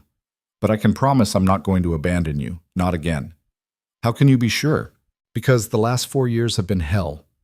I've had everything I thought I wanted, money, success, power, and I've been miserable. Because none of it mattered without you, without them. He gestured to the boys. I'm not walking away from this. I can't, even if I wanted to. Maya studied his face like she was trying to find the lie. Okay? Okay? Okay, I'll try to trust you, but you have to be patient with me because trusting people doesn't come easy anymore. I can do patient. She almost smiled. We'll see. The sun came up slowly. Gray light filtered through the hospital window. Connor's breathing had evened out. His color looked better. Carter woke up around 7, disoriented and cranky. "Where are we?" "Hospital, buddy. Remember? Connor got sick." Carter sat up, saw Connor in the bed. "Is he okay?" "He's sleeping. He's going to be fine." "Can I see him?" Maya gestured Carter over. He climbed onto her lap, staring at his brother with worried eyes. "He looks weird with that thing on his face," Carter said. "It's helping him breathe better." "Does it hurt?" "No, baby. It doesn't hurt." Carter seemed satisfied with this. He curled against Maya, thumb in his mouth, something he only did when he was really stressed. A nurse brought breakfast, rubbery eggs and toast. Carter ate everything. Maya picked at hers. Adrian drank terrible coffee and tried to stay awake. Connor woke up around 9, more alert this time. The first thing he said was, "I miss school." Maya laughed, relieved. "You're worried about school?" "Mrs. Patterson said perfect attendance matters. I think she'll understand." The doctor came by mid-morning. Connor's lungs sounded better. Fever was down. They wanted to keep him another day for observation, but he was improving. "Can I go home today?" Connor asked. "Tomorrow probably," the doctor said. "If you keep improving." Connor looked disappointed. "I don't like hospitals." "Nobody does, buddy," Adrian said. "Will you stay?" Connor asked, looking at Adrian. Adrian glanced at Maya. She nodded slightly. "Yeah, I'll stay." "What about work?" "Work can wait." Connor seemed to accept this. "Okay." Maya's phone rang. She stepped into the hallway to answer it. Adrian could hear her voice through the door, talking to her boss at the diner, explaining she couldn't come in, probably losing the shift. When she came back, her expression was tight. "Everything okay?" Adrian asked. "Fine, just work stuff." "Did you lose your shift?" "It's fine." Maya, I said it's fine." She sat back down next to Connor. "We'll figure it out." Adrian wanted to argue, to offer money, to fix it, but he could see from her face that she didn't want that kind of help. Not yet. Maybe not ever. The day crawled by. Connor dozed on and off. Carter got bored and restless. Maya tried to keep him entertained with coloring books a nurse brought, but Carter's attention span was short on a good day. In a hospital room, it was non-existent. "I'm bored," Carter announced for the 10th time. "I know, baby." "Can we go to the playroom?" "I need to stay with Connor." "But I'm bored." Maya looked exhausted. Adrian stood up. "I'll take him." "You sure?" "Yeah, we'll find something to do. Come on, Carter." They wandered the pediatric floor, found a small playroom with toys and books. Carter made a beeline for the blocks. "Let's build something," he said. "What should we build?" "A hospital, for toys." They built a sprawling toy hospital with block walls and action figure patients. Carter narrated elaborate medical emergencies while Adrian tried to keep up with the plot. "This guy broke his leg skateboarding," Carter explained, holding up a superhero. "And this one ate too much pizza and his stomach hurts. That's a lot of patients. It's a busy hospital." They played for an hour, then Carter got hungry. Adrian found a cafeteria, bought chicken nuggets and apple juice. Carter ate while swinging his legs under the table. "Are you really our dad?" Carter asked suddenly. Adrian had been dreading this question. "Yeah, I am." "Why weren't you here before?" "Because I made a bad choice. I left before you were born, and I didn't know about you and Connor." "Mama said you didn't want us." The words hit like a physical blow. "That's not true. I didn't know about you. If I had known, I would have been there." Carter considered this. "Mama doesn't lie." "She's not lying. She's telling you what she thought was true. I gave her good reason to think I didn't want a family, but I was wrong, and I'm really sorry." "Do you want us now? More than anything." "Even more than your work?" "Even more than my work." Carter ate a nugget thoughtfully. "Mama works a lot. She's always tired." "I know. Sometimes she cries at night. She thinks we don't hear, but we do." Adrian's chest tightened. "Does she cry a lot?" "Sometimes. When the bills come, or when something breaks and she can't fix it." Carter looked up at him. "Will you help her, so she doesn't have to cry?" "Yeah, buddy, I'll help her." "Good, because she's sad a lot. She tries to hide it, but I can tell." They finished eating and went back to Connor's room. Maya was asleep in the chair next to Connor's bed, her head tilted at an uncomfortable angle, one hand still holding Connor's. Adrian picked up the blanket from the couch, draped it over her shoulders. She didn't wake. Connor was awake, watching cartoons on the TV with the sound turned low. "Hey," Adrian whispered. "How you feeling?" "Better. Still tired, though." "That's normal. Your body needs rest to heal." Carter climbed onto the couch, immediately fell asleep. Hospital days were exhausting even when you weren't sick. Adrian sat down in the other chair. Connor looked at him, then at Maya. "She stayed all night, didn't she?" Connor asked. "Yeah. She always does when we're sick. She loves you a lot." "I know." Connor was quiet for a moment. "You stayed too." "Yeah." "Why?" "Because I wanted to be here." Connor processed this. "Ben never stayed. When Carter had the flu last year, Mama asked him to help and he said he had to work." "I'm not Ben." "I know. You're our dad." Connor said it matter-of-factly, like he was still getting used to the idea. "Does that mean you'll always stay? When we're sick or scared or something?" "That's exactly what it means." "What if we're sick a lot? I get pneumonia sometimes. The doctor said I have weak lungs or something." "Then I'll be here a lot." "What about your work?" "My work will adjust." Connor looked skeptical. "Grown-ups always say that. Then they leave anyway." "I'm not going to leave." "How do you know?" "Because I've already left once, and it was the worst mistake of my life. I'm not making it again." Connor studied him with those two serious eyes. "Okay. But if you do leave, I'm going to be really mad." "Fair enough." They watched cartoons together in comfortable silence. Maya slept for another hour before waking up with a start, disoriented. "What time is it?" 2:30, Adrian said. "Why didn't you wake me?" "You needed sleep." She rubbed her face, looked at Connor. "How are you feeling, baby?" "Better. Can I have food?" "That's a good sign." She stood up, stretched. "I'll ask the nurse." Connor was cleared for soft foods. Maya went to get him soup from the cafeteria. While she was gone, Adrian's phone buzzed. "Richard." "Board meeting started an hour ago. Where are you?" Adrian had completely forgotten. He texted back, "Yeah, family emergency. Handle it." "This is your company, Adrian. You can't just skip board meetings." "Watch me." His phone rang. He declined the call. It rang again. He turned it off. When Maya came back with soup, she saw his dark phone screen. "Everything okay?" "Fine." "Was that work?" "It doesn't matter." "Adrian, Maya, I'm here because I want to be here. Work can survive without me for one day." "You're going to get in trouble." "Probably." "That doesn't bother you?" "Not as much as leaving would." She set the soup down, sat next to him. "You're really not like other guys, are you?" "I don't know. Maybe I'm just trying to make up for lost time." "That's a lot of time to make up for." "Then I better get started." Connor ate his soup slowly. The doctor came by again in the evening. Connor's improvement was steady. They could probably go home tomorrow if his numbers stayed good overnight. "Can Adrian stay again?" Connor asked Maya. "I don't think—" "Please. I sleep better when you're both here." Maya looked at Adrian. He shrugged. "I can sleep anywhere." "Okay," she said finally.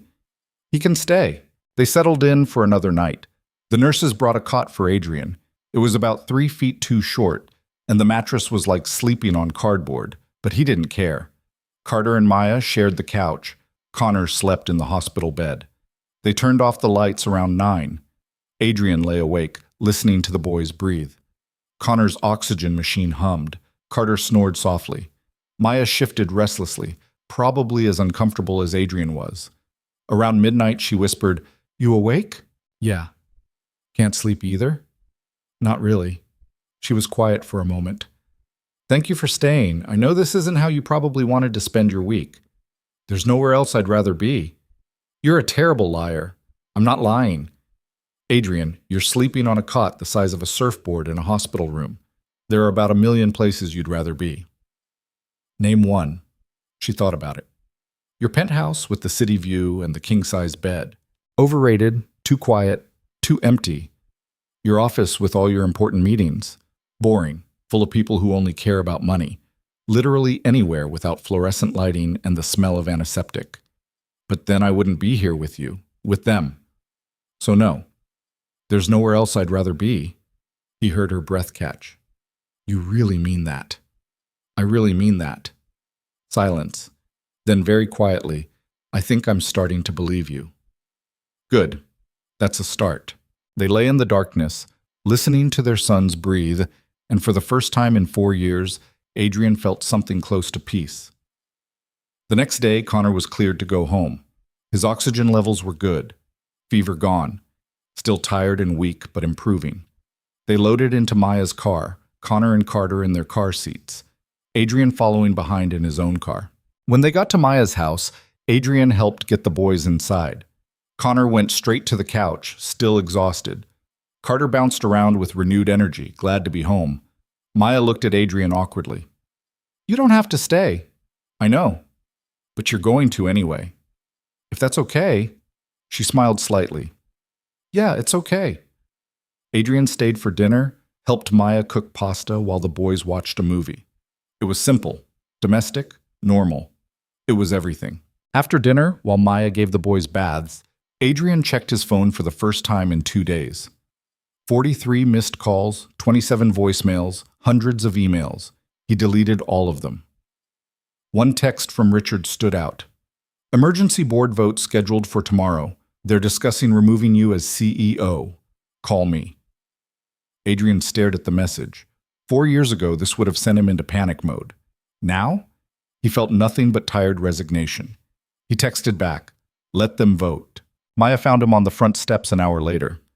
Boys are asleep, both asking for you to say goodnight. Yeah, I'll go up. You okay? You look stressed. Just work stuff. Bad work stuff? They're voting tomorrow on whether to remove me as CEO. Her face went white. Because of us? Because I missed the board meeting. Because I've been distracted. Because Richard probably told them I'm unreliable. He shrugged. Doesn't matter. They'll vote however they vote. Adrian, this is your company, and they're my sons. My choice is made. She sat down next to him. I don't want to be the reason you lose everything. You're not. I'm choosing this. There's a difference. Is there? Yeah, 4 years ago I gave you up because other people told me I should. This time I'm making my own choice. And I choose you. I choose them. Every time. Maya's eyes were wet. You're going to regret this. Maybe.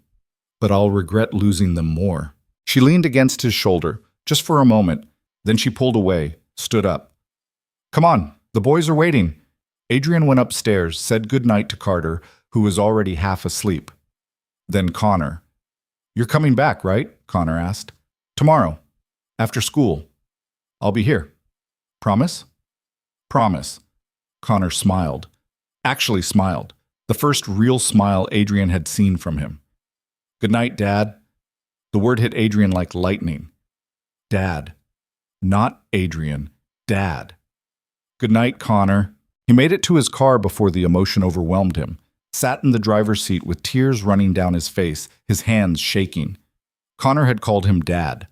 4 years of mistakes, 4 years of absence, and somehow, impossibly, his son had called him Dad. Adrian drove home to his empty penthouse and didn't sleep all night. Tomorrow the board would probably vote to remove him. Tomorrow his professional life might implode. Tomorrow everything could fall apart. But tonight, for the first time in 4 years, Adrian Vale had been called Dad. And that made everything worth it. The board meeting started at 9. Adrian showed up at 8:45. Richard was waiting outside the conference room, arms crossed. You actually came. Did you think I wouldn't? Honestly?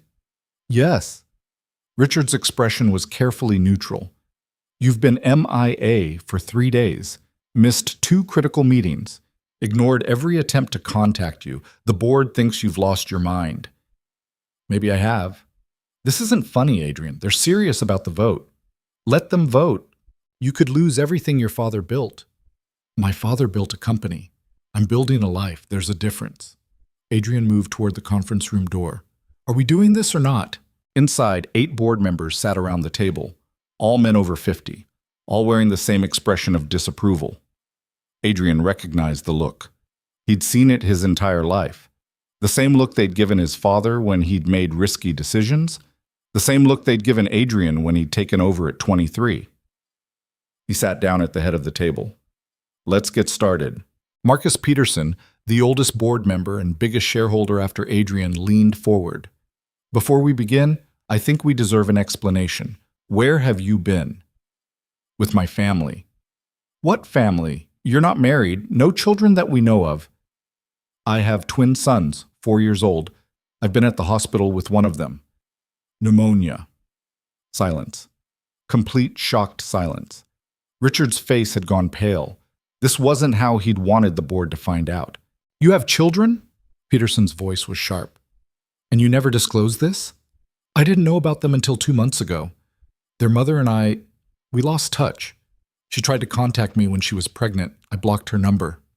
Adrian met Peterson's eyes steadily. My mistake. One I'm spending every day trying to correct. This is exactly the kind of instability we were concerned about, another board member said. Secret children? Hospital visits during critical business negotiations? They're not secret. I just told you about them. And the mother? Who is she? Some kind of opportunist looking for a payout? Adrian's hands clenched under the table. Watch how you talk about her. Adrian, Richard warned. No, I'm not sitting here while you disrespect the mother of my children. Adrian stood up. Her name is Maya Brooks. She's been raising our sons alone for 4 years because I was too much of a coward to answer her calls. She works 2 jobs to keep a roof over their heads. She's the strongest person I've ever met. And she doesn't want my money. She wants me to be a father to our sons. So that's what I'm doing. At the expense of this company, Peterson said coldly. The company will survive. It always has. Not without leadership, not without someone who's committed. I am committed, just not only to this. Adrian gestured around the room. For years, I've given you everything. 80-hour weeks, canceled vacations, missed birthdays and holidays, and anything resembling a personal life. I built this company into something my father would be proud of, but I'm done sacrificing everything else for it. Then perhaps you're not the right person to lead us forward, Peterson said. Maybe I'm not. Adrian's voice was calm. So let's vote. You want me out? Vote me out. But understand something first. I'm not my father. I'm not going to work myself to death for a legacy that won't matter when I'm gone. My sons matter. Being there for them matters. If you can't accept that, then we don't belong working together anyway. He sat back down. Waited. Peterson looked at the other board members. All in favor of removing Adrian Vale as CEO? 3 hands went up. Peterson's and 2 others. Opposed? 4 hands, plus Richard's, which surprised Adrian. 1 abstention. Peterson's face darkened.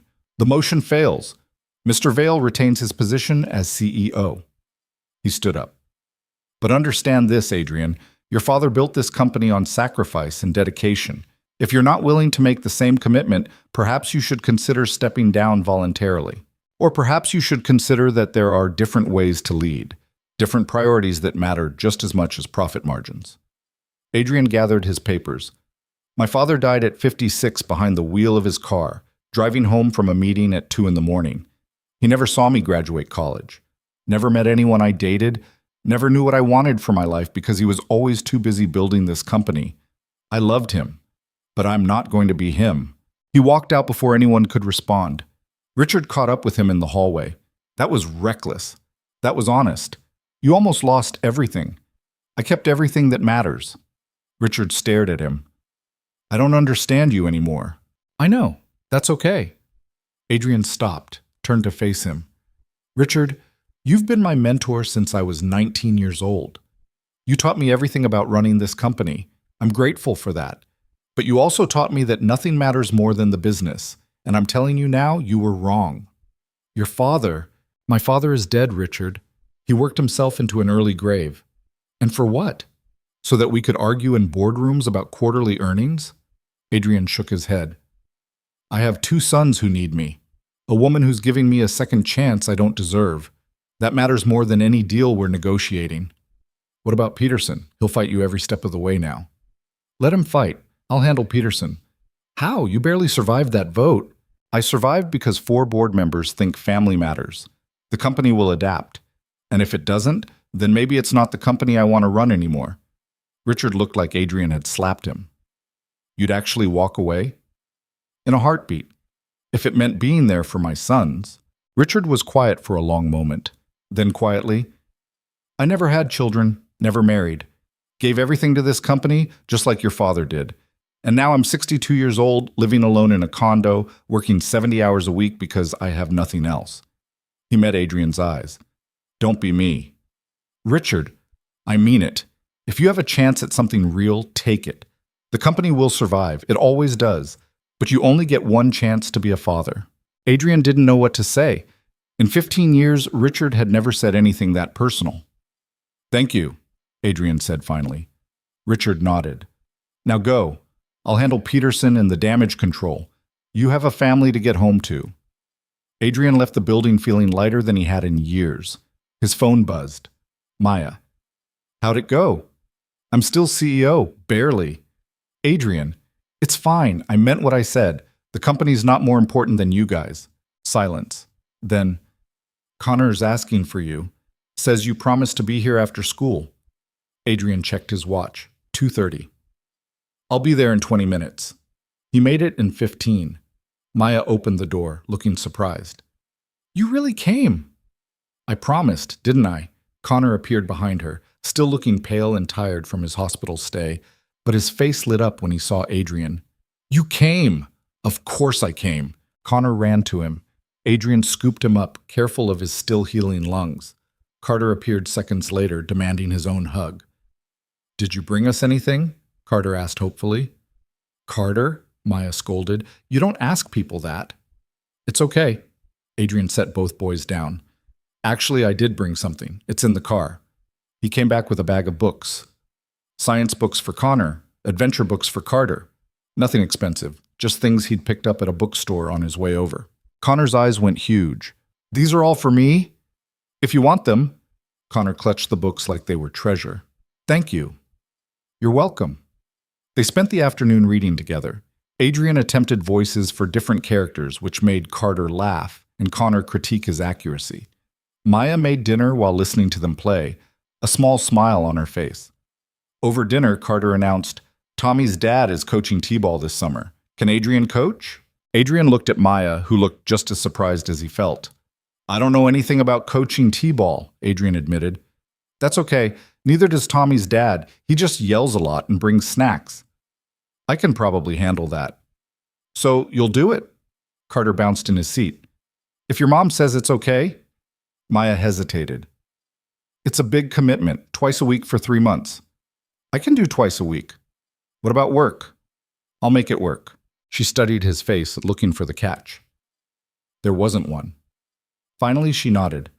Okay, if you want to coach, you can coach. Carter cheered. Connor, quieter as always, just smiled into his pasta. After dinner, while Maya cleaned up, Adrian helped the boys with their bedtime routine. It was getting easier now. He knew which pajamas they liked, which toothbrushes were whose, that Connor needed his water cup filled exactly halfway. When he came downstairs, Maya was sitting on the couch, looking exhausted. Long day? Adrian asked. Every day is long. She patted the cushion next to her. Sit. We should talk. Adrian sat, suddenly nervous. That sounds ominous. It's not. We need to figure out what this is, what we're doing. What do you mean? You're here almost every day now. The boys are calling you dad. You're coaching t-ball. At some point, we need to define what our relationship is, for their sake. Okay. What do you want it to be? I don't know. That's the problem. She twisted her hands together. 4 years ago, I was in love with you. Then you broke my heart. Then I spent 4 years convincing myself I was better off without you. And now you're back. And you're being exactly what I needed you to be back then. And I don't know how to process that. What do you need from me? Honestly, I need to know if you're in this for real, not just for the boys. For me, too. Adrian turned to face her fully. 4 years ago, I told you I was falling in love with you. That was true. Then I convinced myself that what we had wasn't worth fighting for. That was the lie. He took her hand. I never stopped loving you, Maya. Not when I walked away. Not during the 4 years we were apart. Not now. You're it for me. You always have been. Her eyes filled with tears. You can't just say that. Why not? Because it's not that simple. We have children now, responsibilities. We can't just fall back into whatever we had before. I don't want what we had before. I want something better, something real and permanent and messy and complicated. He squeezed her hand. I want to wake up in this house. I want to help with breakfast and school drop-offs and t-ball practice. I want to be here when things are hard. I want to build a life with you. With them. If you'll let me. Adrian, I know I don't deserve it. I know I screwed up so badly that you have every right to keep me at arm's length forever. But I'm asking anyway. Give me a real chance. Not as the guy who shows up sometimes, as your partner, as their father, as the person who's all in, no matter what. Maya was crying openly now. What if you change your mind? What if this gets hard and you decide it's too much? Then you kick me out and I spend the rest of my life regretting it. Again.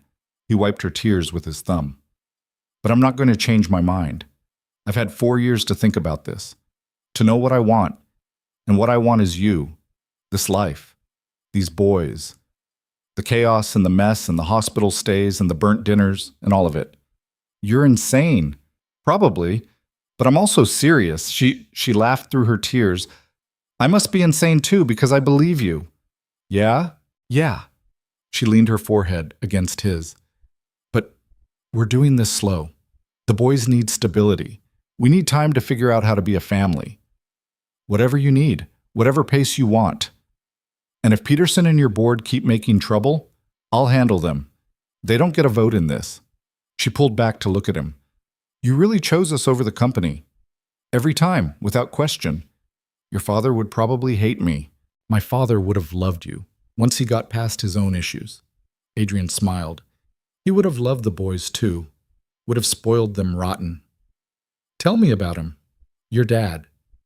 So Adrian did. They sat on the couch for hours talking about his father, her parents who'd passed away when she was in college, their childhoods, their regrets, their hopes. They talked until midnight, until Maya fell asleep against his shoulder. Adrian didn't move, just sat there, holding her, watching the woman he loved sleep, thinking about how close he'd come to losing all of this. The next weeks blurred together in the best way. Adrian showed up every morning to help with breakfast, drove the boys to school, went to work but left at 5 sharp instead of staying until 9, had dinner with his family, helped with homework and baths and bedtime. Peterson made noise at every board meeting. Adrian ignored him. The Meridian deal fell through because Adrian refused to commit to the travel schedule. Adrian didn't care. 2 other deals came through because Adrian was finally present enough to see opportunities Peterson's generation had missed. The company adapted. Some board members left. New ones joined. Richard stayed, quieter now, but supportive in his own way. Maya slowly let her guard down, started leaning into Adrian's help instead of fighting it. Let him pay for things she needed without making it a battle. Trusted him with more responsibility with the boys. 3 months after Connor called him dad for the first time, Maya asked Adrian to move in. Are you sure? Adrian asked. No, but I'm doing it anyway. She was in the kitchen, making dinner while he helped Carter with homework at the table. This house is too small for all of us. The boys need their own rooms eventually, and you're here every day anyway. We might as well make it official.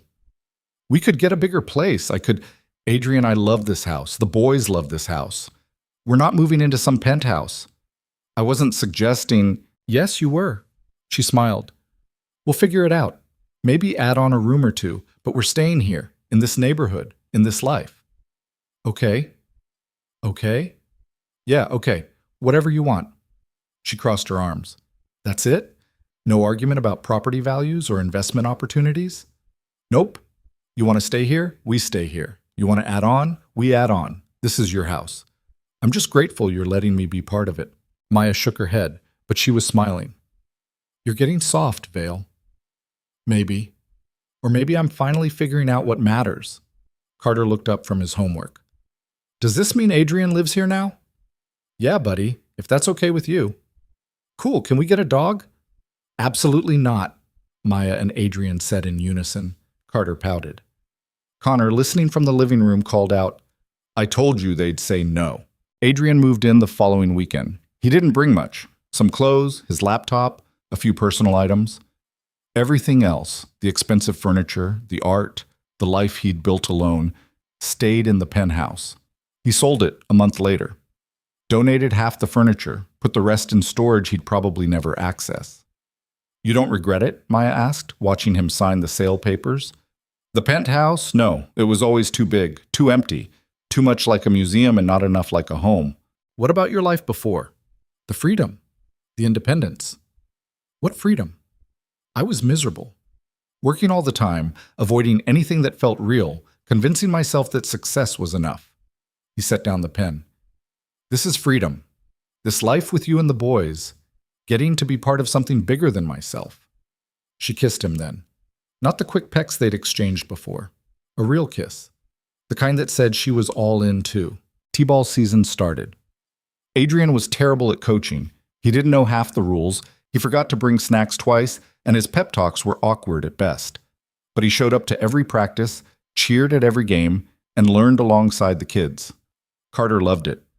Hit the ball exactly once all season and ran to third base instead of first, but didn't care because Adrian was there. Connor didn't play. Too anxious about organized sports. But he came to every game, keeping detailed statistics in a notebook, pointing out which kids were improving and which needed more practice. You should coach them, Adrian said, reading Connor's notes. I don't like being in front of people. You don't have to be in front. You can be behind, like a strategist. Connor considered this. Maybe next year. Whenever you're ready. Summer came. Adrian took 2 weeks off work, something he'd never done before. They didn't go anywhere fancy. Just day trips to the beach, the aquarium, the science museum Connor loved. Simple things. Normal things. Family things. One evening, sitting on the beach watching the boys build sandcastles, Maya said, I think I'm ready. Ready for what? To marry you. Adrian nearly dropped his beer. What? I'm not proposing. Don't get excited. I'm just saying, when you're ready to ask, I think my answer will be yes. When I'm ready to ask. Yeah, ball's in your court. She smiled. No pressure. Adrian bought a ring the next day. Nothing huge or flashy, a simple band with a small diamond that reminded him of the way Maya caught light. He waited 3 more weeks, looking for the perfect moment. A romantic dinner. A sunset walk. Something worthy of the question. Instead, the moment came on a random Tuesday, while Maya was elbow-deep in dishwater and Adrian was helping Connor with a science project about volcanoes. Carter ran in, tracked mud across the floor Maya had just cleaned, and announced he'd found a frog. Get that thing outside, Maya yelled. But Mama, he's lonely. He'll be lonely outside too. Go. Carter ran back out with the frog. Connor spilled vinegar on the kitchen table. The baking soda volcano erupted prematurely, spraying foam everywhere. In the chaos, Maya started laughing. Actually laughing. The kind of laughter that came from exhaustion and absurdity and love all mixed together. And Adrian thought, this is the moment. Marry me, he said. Maya stopped laughing. What? Marry me. Not someday. Not when the moment's perfect. Now. This. Marry me. Adrian, there's foam all over the kitchen. I don't care. Connor's volcano exploded. I noticed. Carter brought in a frog. I saw. This is a disaster. This is our life, and I love it. I love you. I love them. I love the chaos and the mess and the mud and the frogs. All of it. He pulled the ring from his pocket. So marry me, please. Maya stared at the ring, then at him, then at Connor, who was watching with wide eyes. Is that a yes? Connor asked. Yes, Maya whispered. Then louder. Yes, yes, I'll marry you. Adrian slipped the ring on her finger. It fit perfectly. Connor cheered. Carter came running back in to see what the noise was about, saw the ring, and started jumping up and down. Are you our dad now? Carter asked. I've been your dad. I mean officially. Yeah, buddy, officially. They got married 6 weeks later in the backyard. Nothing fancy, just family and close friends. The boys stood next to them as Maya and Adrian exchanged vows they'd written themselves. Maya promised to trust him, even when it was hard, to let him help carry the weight she'd carried alone for so long, to build a life together that honored both their pasts and their future. Adrian promised to show up. Every day. Every moment. To choose them over everything else every single time. To be the father his sons deserved and the partner Maya needed. Connor and Carter promised to share their toys sometimes and only fight about important things. Everyone laughed. The ceremony lasted 20 minutes. The celebration went until midnight. Connor fell asleep on Adrian's shoulder while Carter ran wild with the other kids. Maya stood next to Adrian, watching their sons, their friends, their life unfold around them. "No regrets?" she asked. "Not even one." "What about the company? Peterson's still making noise." "Peterson can make all the noise he wants. I'm happy. That's all that matters." "You really mean that?" "I really mean that." He kissed the top of her head. "I spent 4 years chasing things that were supposed to make me happy. Success, wealth, legacy. None of it worked. This works. You work. They work. We work." She leaned against him. "I love you. I love you too." A year later, Adrian stepped down as CEO, not because the board forced him, not because Peterson won, because Adrian chose to. He stayed on as chairman, attending monthly meetings, providing guidance when needed. But the day-to-day operations went to someone younger, hungrier, more willing to sacrifice everything for the company. Adrian had different priorities now. He started a foundation focused on single parents and early childhood education. Used his connections and resources to fund programs that helped people like Maya had been, struggling alone, needing support, trying to build something from nothing. Maya went back to school, finished her photography degree, opened a small gallery that showcased local artists. It didn't make much money, but it made her happy. That was enough. Connor stayed serious and careful, but slowly learned to trust that Adrian wasn't going anywhere. He still kept statistics on everything, still noticed things other people missed. But he laughed more, worried less, called Adrian Dad without hesitation. Carter stayed chaotic and loud and full of joy, brought home straight C's and interesting rocks and occasionally frogs. Drove everyone crazy and made everyone laugh in equal measure. They added 2 rooms to the house, got a dog despite everyone's protests, a rescue mutt that Connor named Comet and Carter claimed was his. Built a treehouse in the backyard. Planted a garden that mostly died but sometimes produced tomatoes. 5 years after Adrian first saw his sons on that playground, he stood in the same park watching them play. Connor was 9 now, explaining constellations to a group of younger kids. Carter was racing around like his hair was on fire, leading some elaborate game only he understood. Maya sat next to Adrian on the bench, her hand in his, her head on his shoulder. "You ever think about what would have happened if you hadn't seen them that day?" she asked. "All the time. We probably would have been fine, me and the boys. We were surviving." "But would you have been happy?" She thought about it. "Eventually, maybe, I don't know. Would you?" "No. I spent 4 years proving I couldn't be happy without you, without them." He watched Connor point at the sky, watched Carter do a cartwheel for no reason. "I needed this family, this life. I was dying before, I just didn't realize it." "That's dramatic." "It's true. I was choosing all the wrong things, chasing all the wrong goals." He looked at her. "You saved me. You and the boys. You gave me a reason to be better, to choose differently. You saved yourself. I just gave you the chance. That I'm grateful for the chance." They sat in comfortable silence, watching their sons play.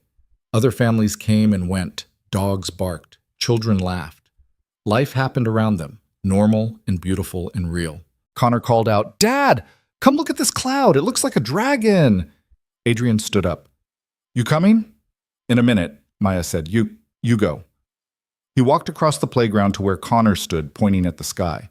Carter ran over, insisted it looked like a dinosaur, not a dragon. They argued good-naturedly while Adrian refereed. Maya watched them from the bench, her family, her boys, her life. Not perfect, never perfect, but real, honest, full. And that was everything.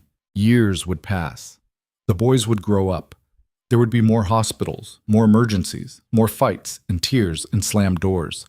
Teenage years that would test everyone's patience, college applications, first heartbreaks, all the messy, complicated, beautiful parts of life that came with raising children. But Adrian would be there. Every morning, every crisis, every small victory and crushing defeat. He would show up the way he'd promised, choosing them over everything else, every single time, because he'd learned what his father never did. That legacy wasn't built in boardrooms or carved into buildings. It was built in moments like this, in keeping promises, in showing up, in choosing love over fear, family over ambition, presence over power. He'd learned that real success wasn't measured in dollars or deals. It was measured in the trust in his son's eyes when they called him Dad, in the way Maya's hand fit in his, in the ordinary, extraordinary privilege of being part of something bigger than himself. He'd learned that sometimes the worst mistake of your life becomes the catalyst for the best decision you ever make. That it's never too late to choose differently. That love, real love, is messy and hard and requires sacrificing things you thought you needed for things that actually matter. Adrian Vale had everything he'd ever wanted. Not because he'd fought for it, or earned it, or deserved it, but because he'd finally learned to choose it, to value it, to understand that the most important legacy he'd ever leave wasn't his name on a building. It was his name on the emergency contact form at his son's school, on the marriage certificate in Maya's desk drawer, on the lease to their too-small house in their middle-class neighborhood, on the permission slips and report cards and family photos covering their refrigerator. The legacy was love, presence, commitment, the quiet daily choice to stay, even when it was hard, especially when it was hard. And standing in that park, watching Connor explain science to Carter, who wasn't listening, hearing Maya laugh behind him, Adrian finally understood what his father had spent his whole life chasing and never found. This was enough. This was everything. This was home.